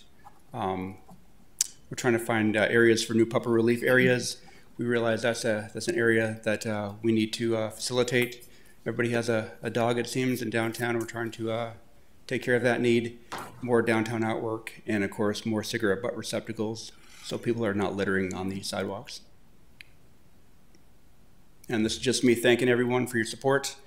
And I have a great job. I have great staff.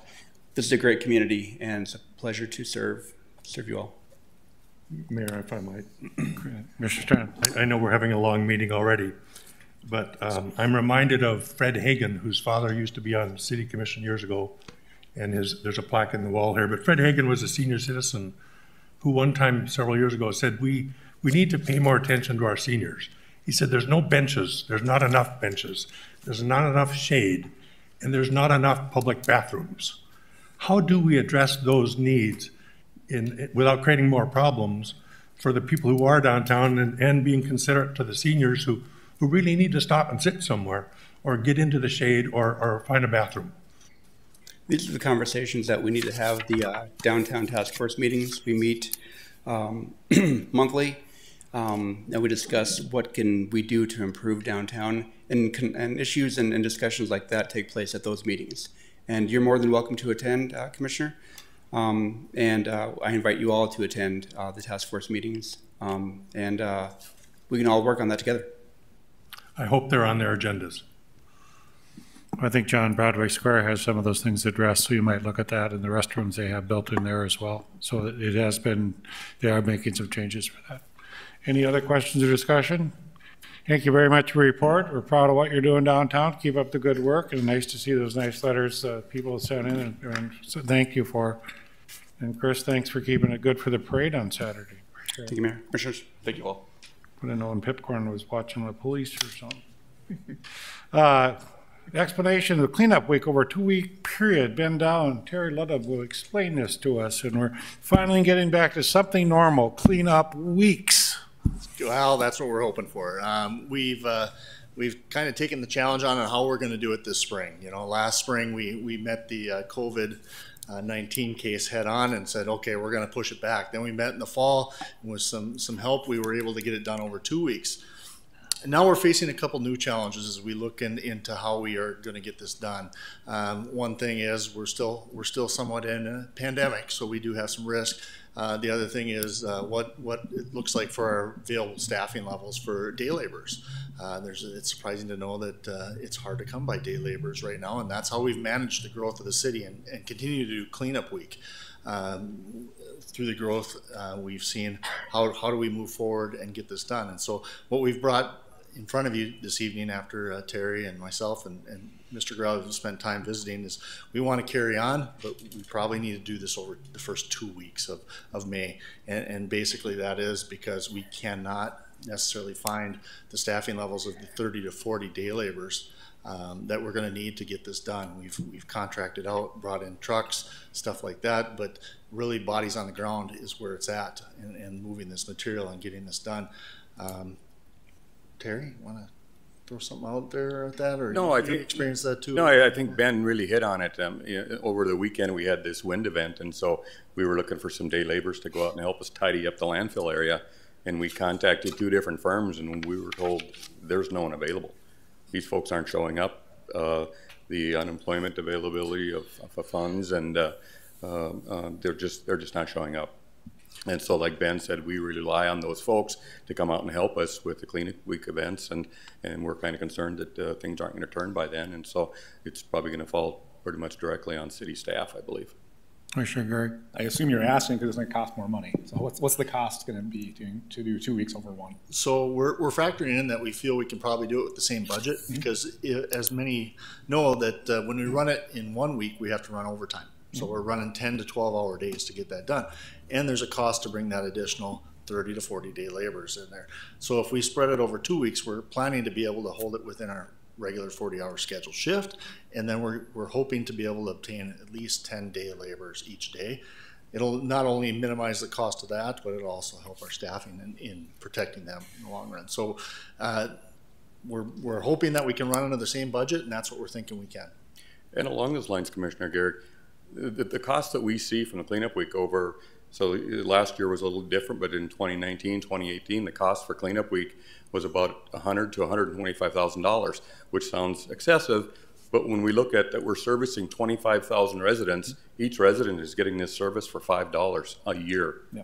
And so I think that that's why they love it so much, and it goes over really, really well. It's certainly very popular. So I'll make the motion to allow them to do cleanup week over 2 weeks, the first 2 weeks of May. Second.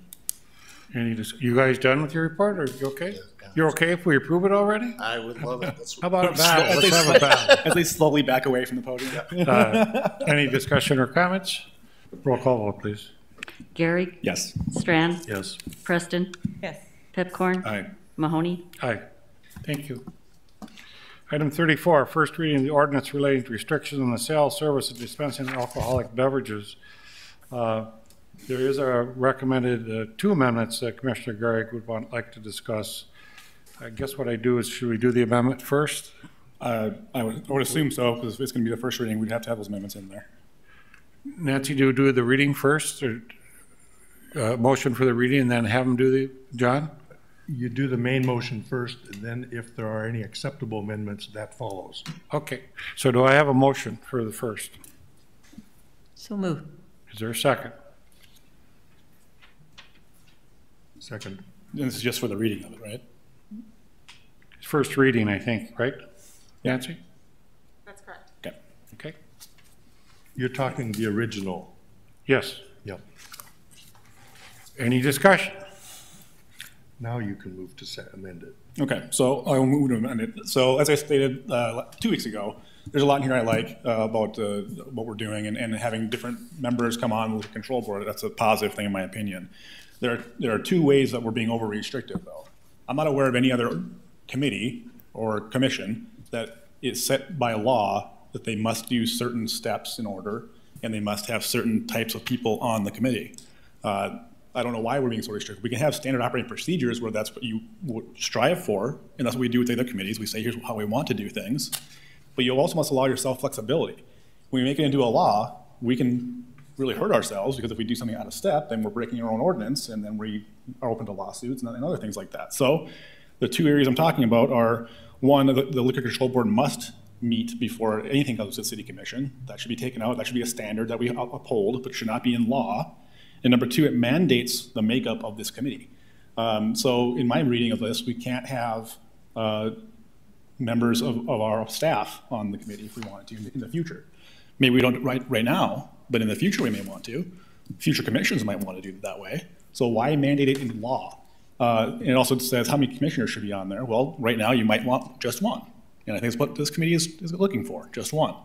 But you don't have to mandate it in law. It can be what the mayor wants. It can be, that's who he puts on there, and that's his suggestion. But I think we're handcuffing. So I'll make those 2 motions. The suggested motion is in your packet, and it's just to make those 2 changes. So those are the amendments I want to make. Is there a second?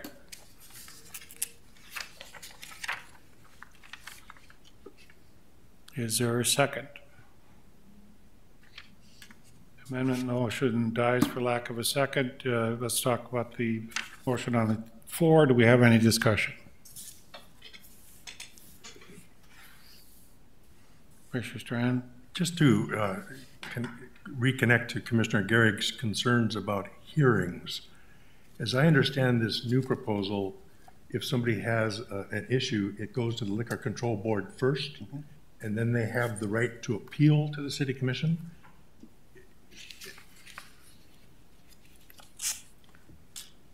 Nancy Morris, to explain. So the way this is written is that if a violation is brought to the attention of the city auditor, that would then be brought to the attention of the Liquor Control Board. It would not necessarily be in terms of an appeal, but it would be an opportunity for a full hearing before the City Commission if the licensee so chooses, before any sanctions would be applicable to that licensee. So the appeal is allowable to the City Commission if the affected party so chooses?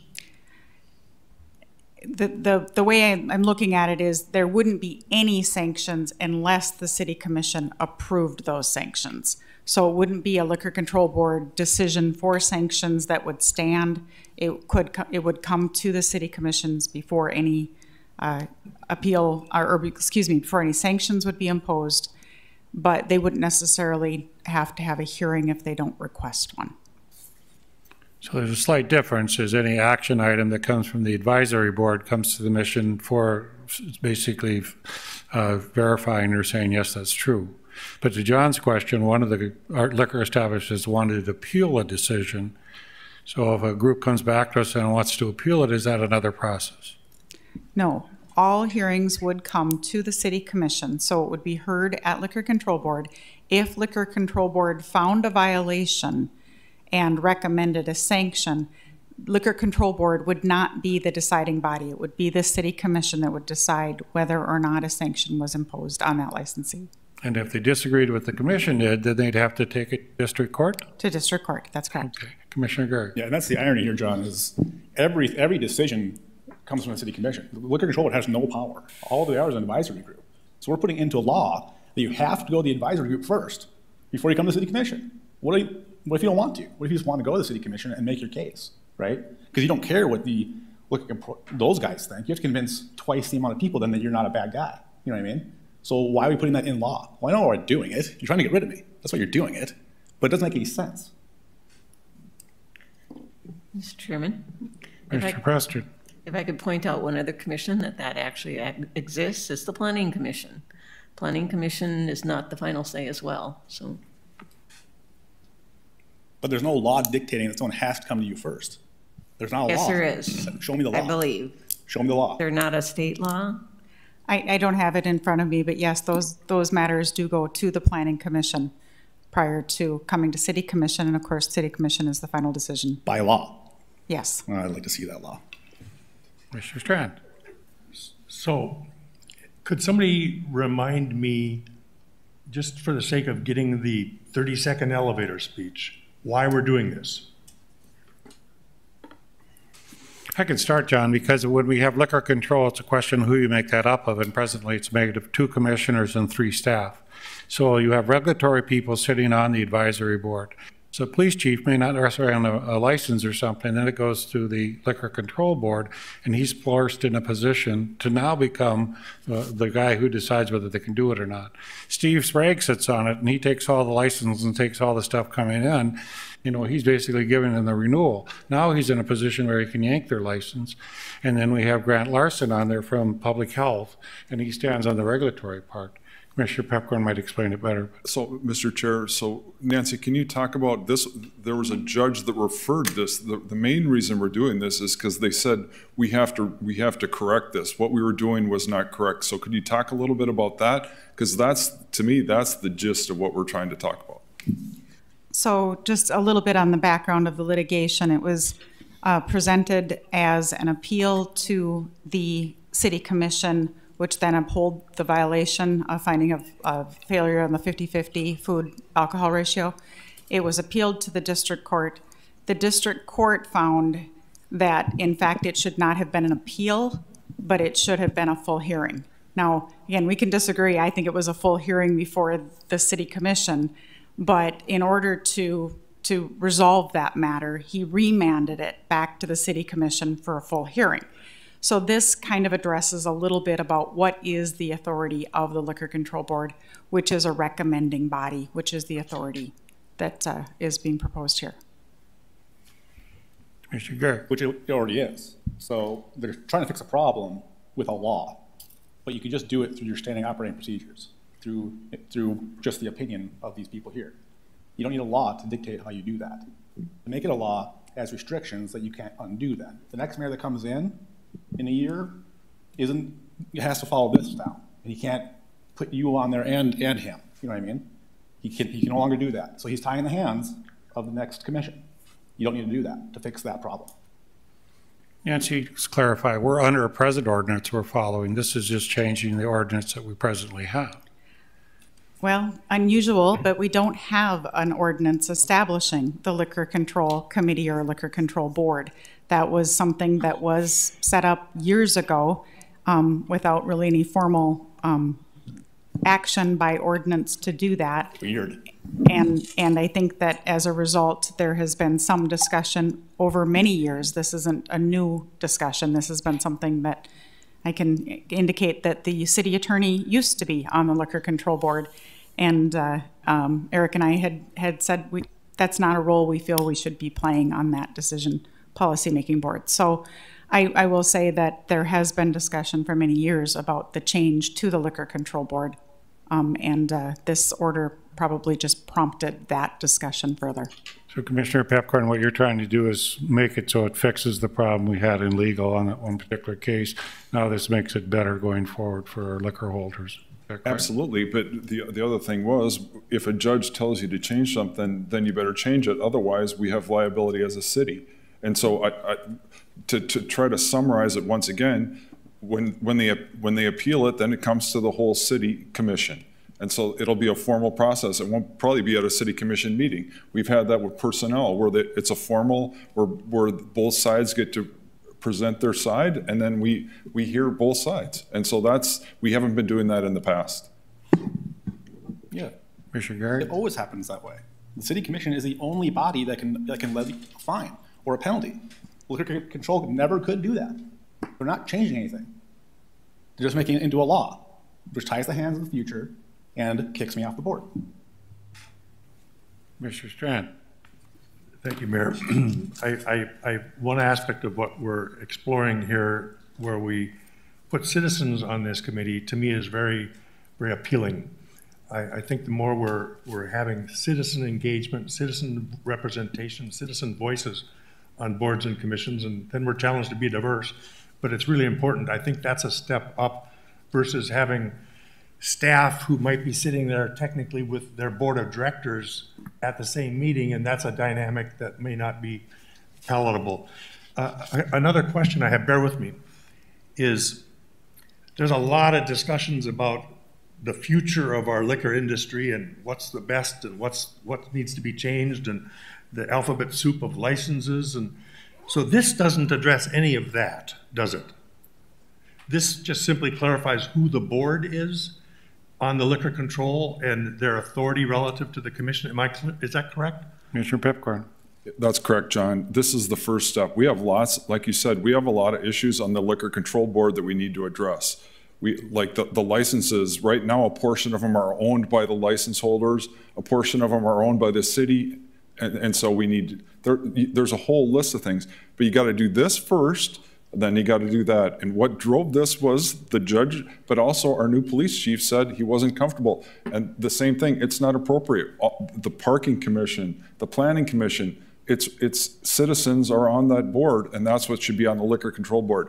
A lot of this it just organically grew from 50 years ago, and now we have to update it. That's a summary of it, and that's the simplest explanation. But we have to change this. This is the first step. We have lots of other things I believe we need to change, but you can't do it all at once. And I believe we just have to do gradual things, and I believe this is the first step. Thank you. Good. Last thing I'll say is all of those things, and I agree with you on those problems, I do. All those can be fixed without a new law. It's very easy. He can appoint anyone new today if he wanted to on that board.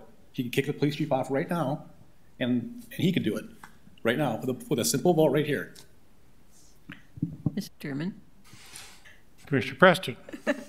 If I can pipe in just a little bit. I'm certainly supportive of these changes, and the fact is that even though some of what you're proposing could be done, it hasn't been. So this will clarify and make sure that it does get done. Secondly, whenever we're dealing with an item such as liquor licenses and the ability to run an establishment, a liquor establishment, we're talking about people's livelihood. So the more we formalize that process and the more clearly we identify what that process is better in my mind. And that's why probably that whole situation where the court remanded the issue back to us. We need to clarify the process, and that's all this is doing. And frankly, an ordinance can be changed if we decide to change it in the future. What would we change in the last? Any other discussion? Roll call vote. Preston, Yes. Pepcorn, Aye. Strand, Yes. Gary, No. Mahoney, Aye. Request to develop hate crimes ordinance. Commissioner Preston to address. Yeah, thank you. So the cover memo, I think, describes a little bit as to the rationale behind this. There certainly have been incidents of bias crimes that have happened in the past, and the targeted populations are indicated there: race, color, ethnicity, national origin, religion, disability, gender, sexual orientation, or gender identity. The purpose of bringing something forward, this suggestion here, is really to communicate very clearly to the community that targeted population bias crimes won't be tolerated, and in fact will be prosecuted. So the intent here is that hopefully everyone is feeling safe and welcome in this community. Now, in the last week or so, it's been evident, it has come to our attention that there's actually a state law that, yeah, you might consider it anti-bias crime bill or crime law, but it's very restrictive and it has actually never been used. It's was introduced and written into law in 1973. It's not been used in any case. So there's a lot of weaknesses with that. But instead of the motion that I have in the memo here, what I would like to move is to direct the city attorney's office to research the feasibility for an anti-bias crime ordinance and to draft an ordinance if that's found feasible with state law. Is there a second? Second. Discussion. Commissioner Gary. Nancy, if you mind, you brought up the question I was going to have is, would this be contradictory to state law? Do we know that, or is that something you have to look into? I would say there is some room for interpretation on that, because the state law that's in place that has been identified is 12.11404, which is discrimination in public places. Okay. So that may not apply to assault charges or something that would otherwise be a Class B misdemeanor under city ordinances. Okay. You know, I mean, just in my mind, off the top of my head, the 14th Amendment, you know, is equal protection under the law. So I have a hard time wrapping my head around, you know, if John hits me, it's not a hate crime, but if I hit him, it is all of a sudden. I don't know how you can defend that. The biggest question I have is, what city or state are we modeling ourselves after? Because when you talked earlier today, what's the best way to do the sewer repairs, right? We look around in other communities and see what they do and find the best practices, right? So what community are we modeling ourselves after? What community out there instituted these laws and hate crime went down? And I mean, there should be numbers on this, right? We were told today that we're the #1 state or whatever for all those years. So these numbers are out there. So before I would commit to this, I would want to know that this works, first of all. Because we're creating more laws to fix problems, but do they fix the problem? Mr. Chairman, if I could say something. Mr. Chair. Nancy, can you stay at the podium, please? Some of the questions will come back to you, but go ahead. To be honest with you, actually, when an ordinance like this is put in place, the number of reports go up because there are oftentimes individuals in the community that have no idea that perhaps, there's no process for them to make, there is a process to make a complaint, but whether that complaint goes forward or not in relationship to it being a bias crime. So the actual number of reported bias crimes would probably go up. So you can't use that necessarily as a metric. I don't know, Nancy, if you had anything to add to that. Mr. Chair? Mr. Popcorn. So I have a couple things. First of all, I think we have to look at the federal and state laws, first of all, to find out what exactly is there, what's existing. And so we are not doing something that we can't do. I think that's the first priority. And I like Commissioner Garrick's point about what are other cities, what already exists, instead of trying to create something new. The other thing, I just think you have to be very careful. Who's the arbiter of what's a hate crime? Because to me, a murder is a murder. Is one murder worse than another murder? And so to give an example, Jason Halverson was killed 3 blocks from here. He was a unarmed, white person, and he was killed by 2 black convicted felons with handguns that they were illegal. So was that a hate crime? But for Jason Halverson, he's still dead. So the whole thing, and I think you can go down the list. So I think we're going to need some examples. Savannah Greywind, was that a hate crime? You can go down the list. Drew Shadeen, Cody Holte. So I want to hear, if those are hate crimes, who decides that? And so I think you have to be very careful, because someone is going to decide whether one crime is worse than another crime. And I just, I'm not confident unless we're very specific about the wording. Thank you. Could I just have Nancy answer the one question we asked her, and then I'll come back to Commissioner Preston. The question was, Tony Garrick, is there any other city that we're trying to copy, or did we take a model from somebody else, or what is the purpose? Well, I will say I just got involved in the discussions on this, so I have been doing some research, but I don't have the answers for ordinances. I've looked at federal law, and I've looked at state laws that are in the surrounding areas, South Dakota, Minnesota. They do have state laws regarding bias crimes. And I know it was recently presented to the North Dakota legislature, but did not pass, so I do intend to find out a little bit more information in that regard as well. And that's part of the reason we'd have to study it. Commissioner Preston and then Commissioner Strand.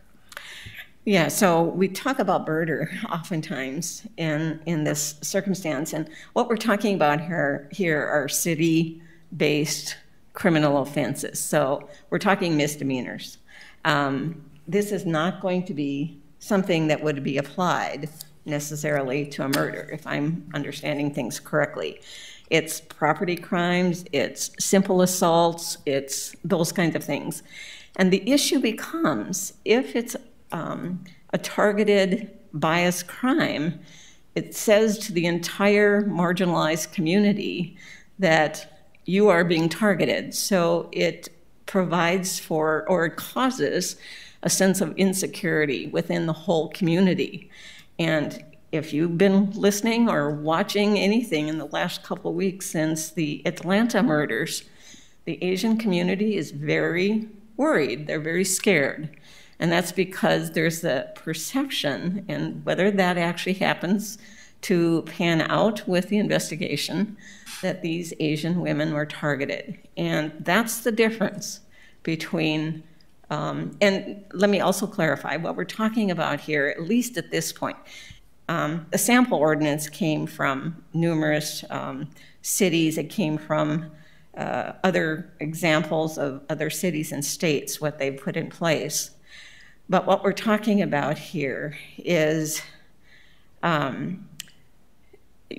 city, smaller, I'm not using the correct legal term probably, but lesser crimes, there we go, is what I'm referring to here. Unfortunately, the state decided not to go along with an anti-bias crime bill. Otherwise, things like murder and higher level crimes would have been addressed. Mr. Strand. Thank you. Thank you, Mayor. I think, Commissioner Preston, you're modifying the recommended motion to initially research and study and create benchmarks from what other communities do is really critical, because we're going to find out North Dakota is one of the worst states in the country for protecting people at risk. we're going to find out we're one of the few states in the country without any protections in place. We're going to find out that North Dakota's mindset is, well, let's just treat all people well. When the facts bear out that when you have enumerated protected classes, there's a higher standard for public employees and other people to adhere to so that they aren't picking on at-risk people. And then let's talk the North Dakota law. There are some categories in this North Dakota 1973 statute that aren't protected today. Gender identity, sexual orientation. So there's some gaps in that existing state law that don't reflect contemporary thinking. My last comment about this at the moment is, in 2009, I was at the table with the Fargo School Board when the topic was bullying and practices and policies relative to bullying in the student population and among your staff and your personnel. You know, so, and at the same time, the state was debating bullying laws. North Dakota's mindset was, well, let's just make sure all kids are treated well. And Fargo's, fortunately, our leadership, to my knowledge, unanimously enacted the highest standard, fully enumerated bullying, anti-bullying policies that existed, because the data bore out, the data did bear out that if you have a declaration that all of these protected classes are required to be adhered to by your staff and your people, then there's a higher adherence to that. There's a higher safety level for the kids at risk. It's not much different here. If you have people of color, people of different races, people of different economic statuses, people of different physical capabilities, people of different hair color, people of all of these categories, until we as a community decide you're going to treat each other fairly and well and with respect, I'm in favor of enumerating and spelling out the at-risk categories of people, because I think that that's required of us to step up what we're delivering. Mr. Gary. So give me an example of a smaller crime. Like if I break your car window, is that a city crime? That's a misdemeanor of some kind? Yes, it could be a Class B misdemeanor. What's the penalty for that? A Class B misdemeanor up to $1,500 fine. And that's it? No jail time? You know, I'm not sure there's any jail time, but let's assume that not, because that makes my point better, okay? So now, now it's a girl's car, and now they're saying I did it because it's a girl, right? And then now I can have a $3,000 fine and 30 days in jail, where before breaking that window would not have put me in jail, right? So we need to be very careful, like Dave was saying, about jacking up these penalties, because now we're talking about serious crimes. I mean, putting you in jail, that could ruin your career, it could ruin your life. You know what I mean? It's not something to be taken lightly. I'm not advocating breaking windows, but we gotta be careful what the penalties we're gonna be putting on people.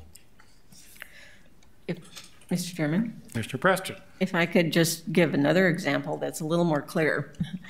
Somebody spray paints a swastika on a person with Jewish religious background. That would be certainly a property crime. It would be a very clear, targeted kind of property crime. And obviously, there's a level of proof that the prosecutor is going to have to decide that, yes, this meets a standard of proof to actually charge somebody with it. So in your case that you're citing, it would depend on the proof that's available to actually charge somebody with it.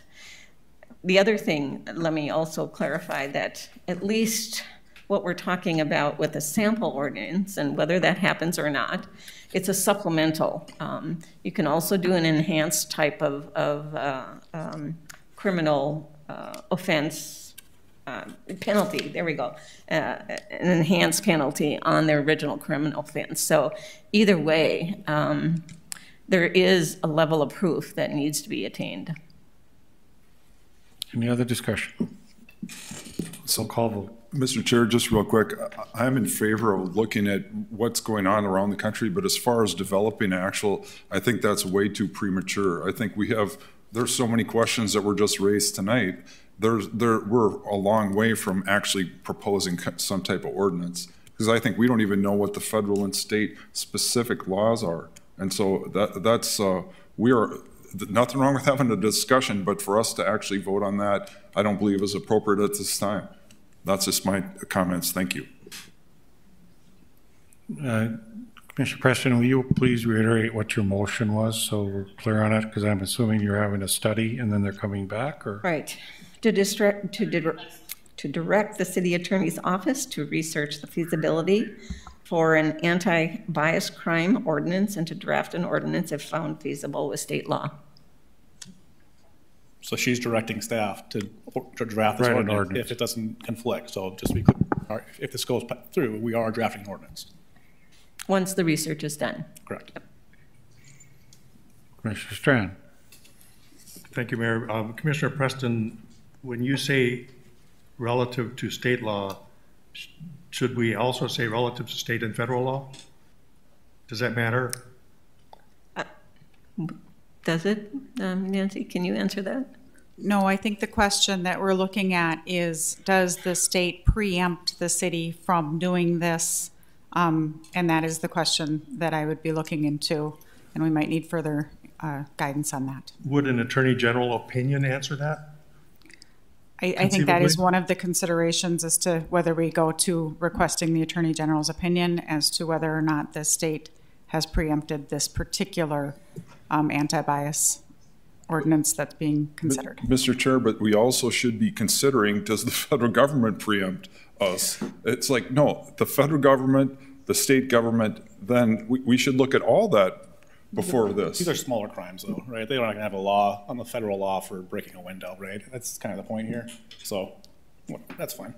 So Nancy, one of the things may happen is you may find in your research, we really can't do this ordinance. So the Commissioner's Pipcorn's concern is you wouldn't have an ordinance to show us. I mean, if we couldn't do it, AG's office says we can't or somebody says we can't, then we would be stuck in a box that we really can't do this, right? That's correct. That would be the finding, that if we ask the AG or if we just make the decision that... So could you do a study, and I think to Commissioner Preston's comment, you might come back with a possible ordinance, but it's not necessary. I mean, if you can't do it, you can't do it. And then you'd come back and educate the commission. Is that correct? That's correct. Okay. Commissioner Gary. What you're going to find is that it's open to interpretation. I mean, that's what I've found. Then it may come back to us with this open interpretation. So I think it would be helpful. I mean, if they draft it, that's fine. But I would like to see that conclusion first, right? So I would like to amend your motion and have it say that they'll do the research, they'll come back to us, say, here's what we found, and if it passes mustard, we can all decide it passes mustard, and then you can have your drafting at that point. That'd be my modification. Is there a second?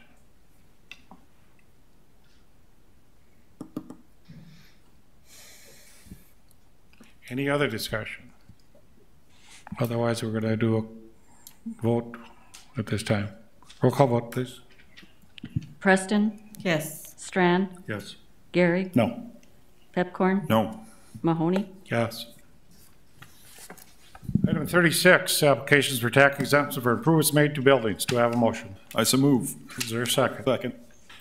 Any discussion? Roll call vote. Pipcorn? Aye. Gary? Yes. Strand? Yes. Preston? Yes. Mahoney? Yes. Item 37, recommendations for appointments and reappointments to the following boards: Airport Authority and Fargo Dome Authority. Do I have a motion? I'd like to separate the two. Item A, Airport Authority. You have my recommendation. Do I have a motion?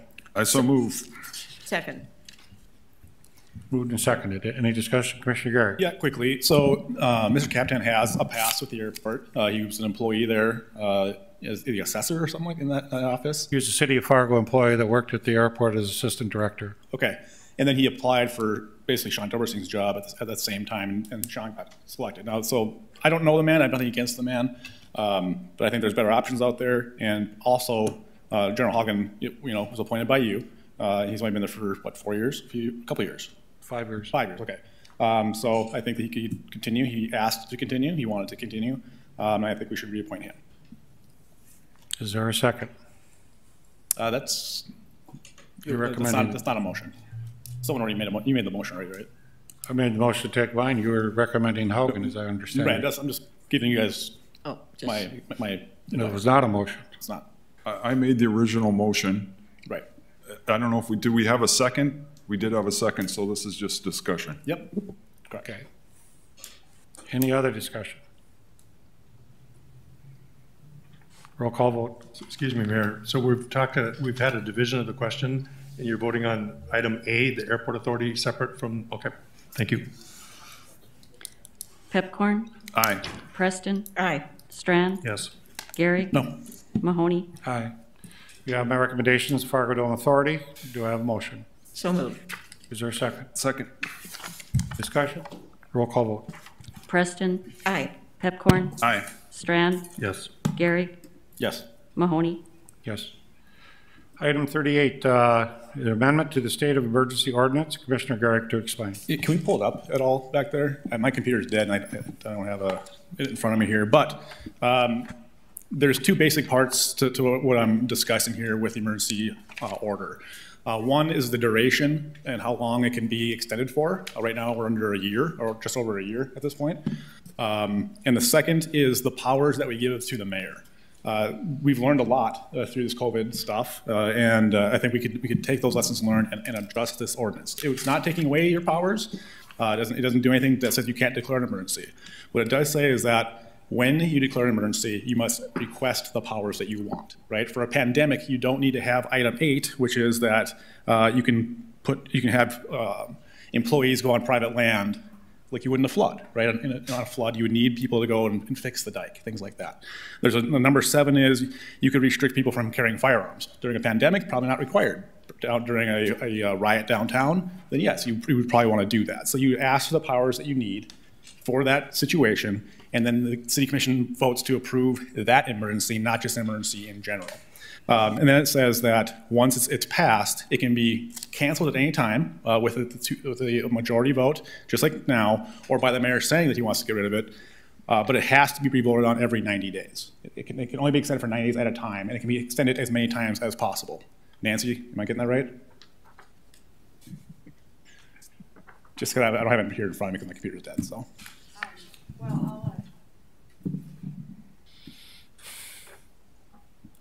So as I understand the draft as it's been presented, it is something that would come forward every 90 days, yes.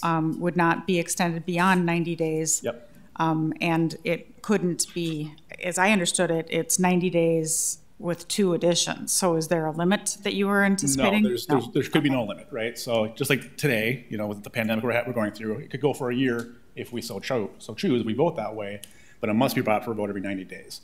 And the reason I asked for that was because it takes the politics out of it. Do you remember how political it was when we brought up, the mandates and, continuing the emergency order? It became a very political thing. With this ordinance, it would fix that problem. It would be part of the law, and that's just the way you had to do it. So those are the amendments I want to make to the ordinance, and open for discussion.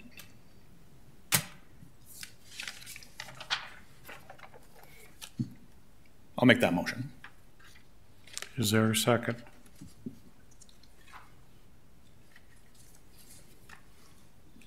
Is there a second? It dies for lack of a second. Is there any other discussion? Commissioner Strand. I'd be curious what the state's actions are, because they're having very similar discussions, I'm gathering.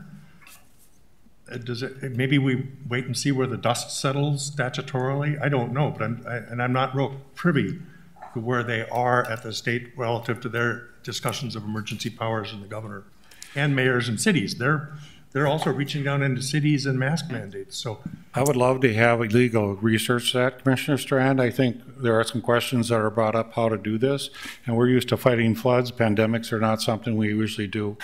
I do admit that we did some things I would have done differently, which is consult the commission, and I have been doing that all through the rest of this. But I do think it's something maybe we should explore and see what other cities do. There is a reason to come back to the commission and say, here's what's going on, do you want to extend it? I totally agree with that. So maybe if it'd be all right, I'll just take it to the staff and have them research that and bring a report back to us. But we might do a brown bag on that and have a discussion, not for me as mayor, but for any mayor going forward. What do we feel comfortable as a commission, and what do we want to give powers to and not give powers to? So if that's okay, we could have them go with that. I know Eric's done study on that. Now, I just want to warn you, as you exit tonight, Mid-America Steel is on fire right now. There's some of the buildings that are on fire. Tony's trying to get it ready for redevelopment apparently, but somebody's gotten to it sooner. So as you exit, please remember that if you would go away from the river, that would be best at this time where firefighters are out there working right now. And we have 2 policemen to go help out as well. Thank you. Any other business to the commission? Move to adjourn. Is there a second? Second. All those in favor say aye. Aye. Thank you.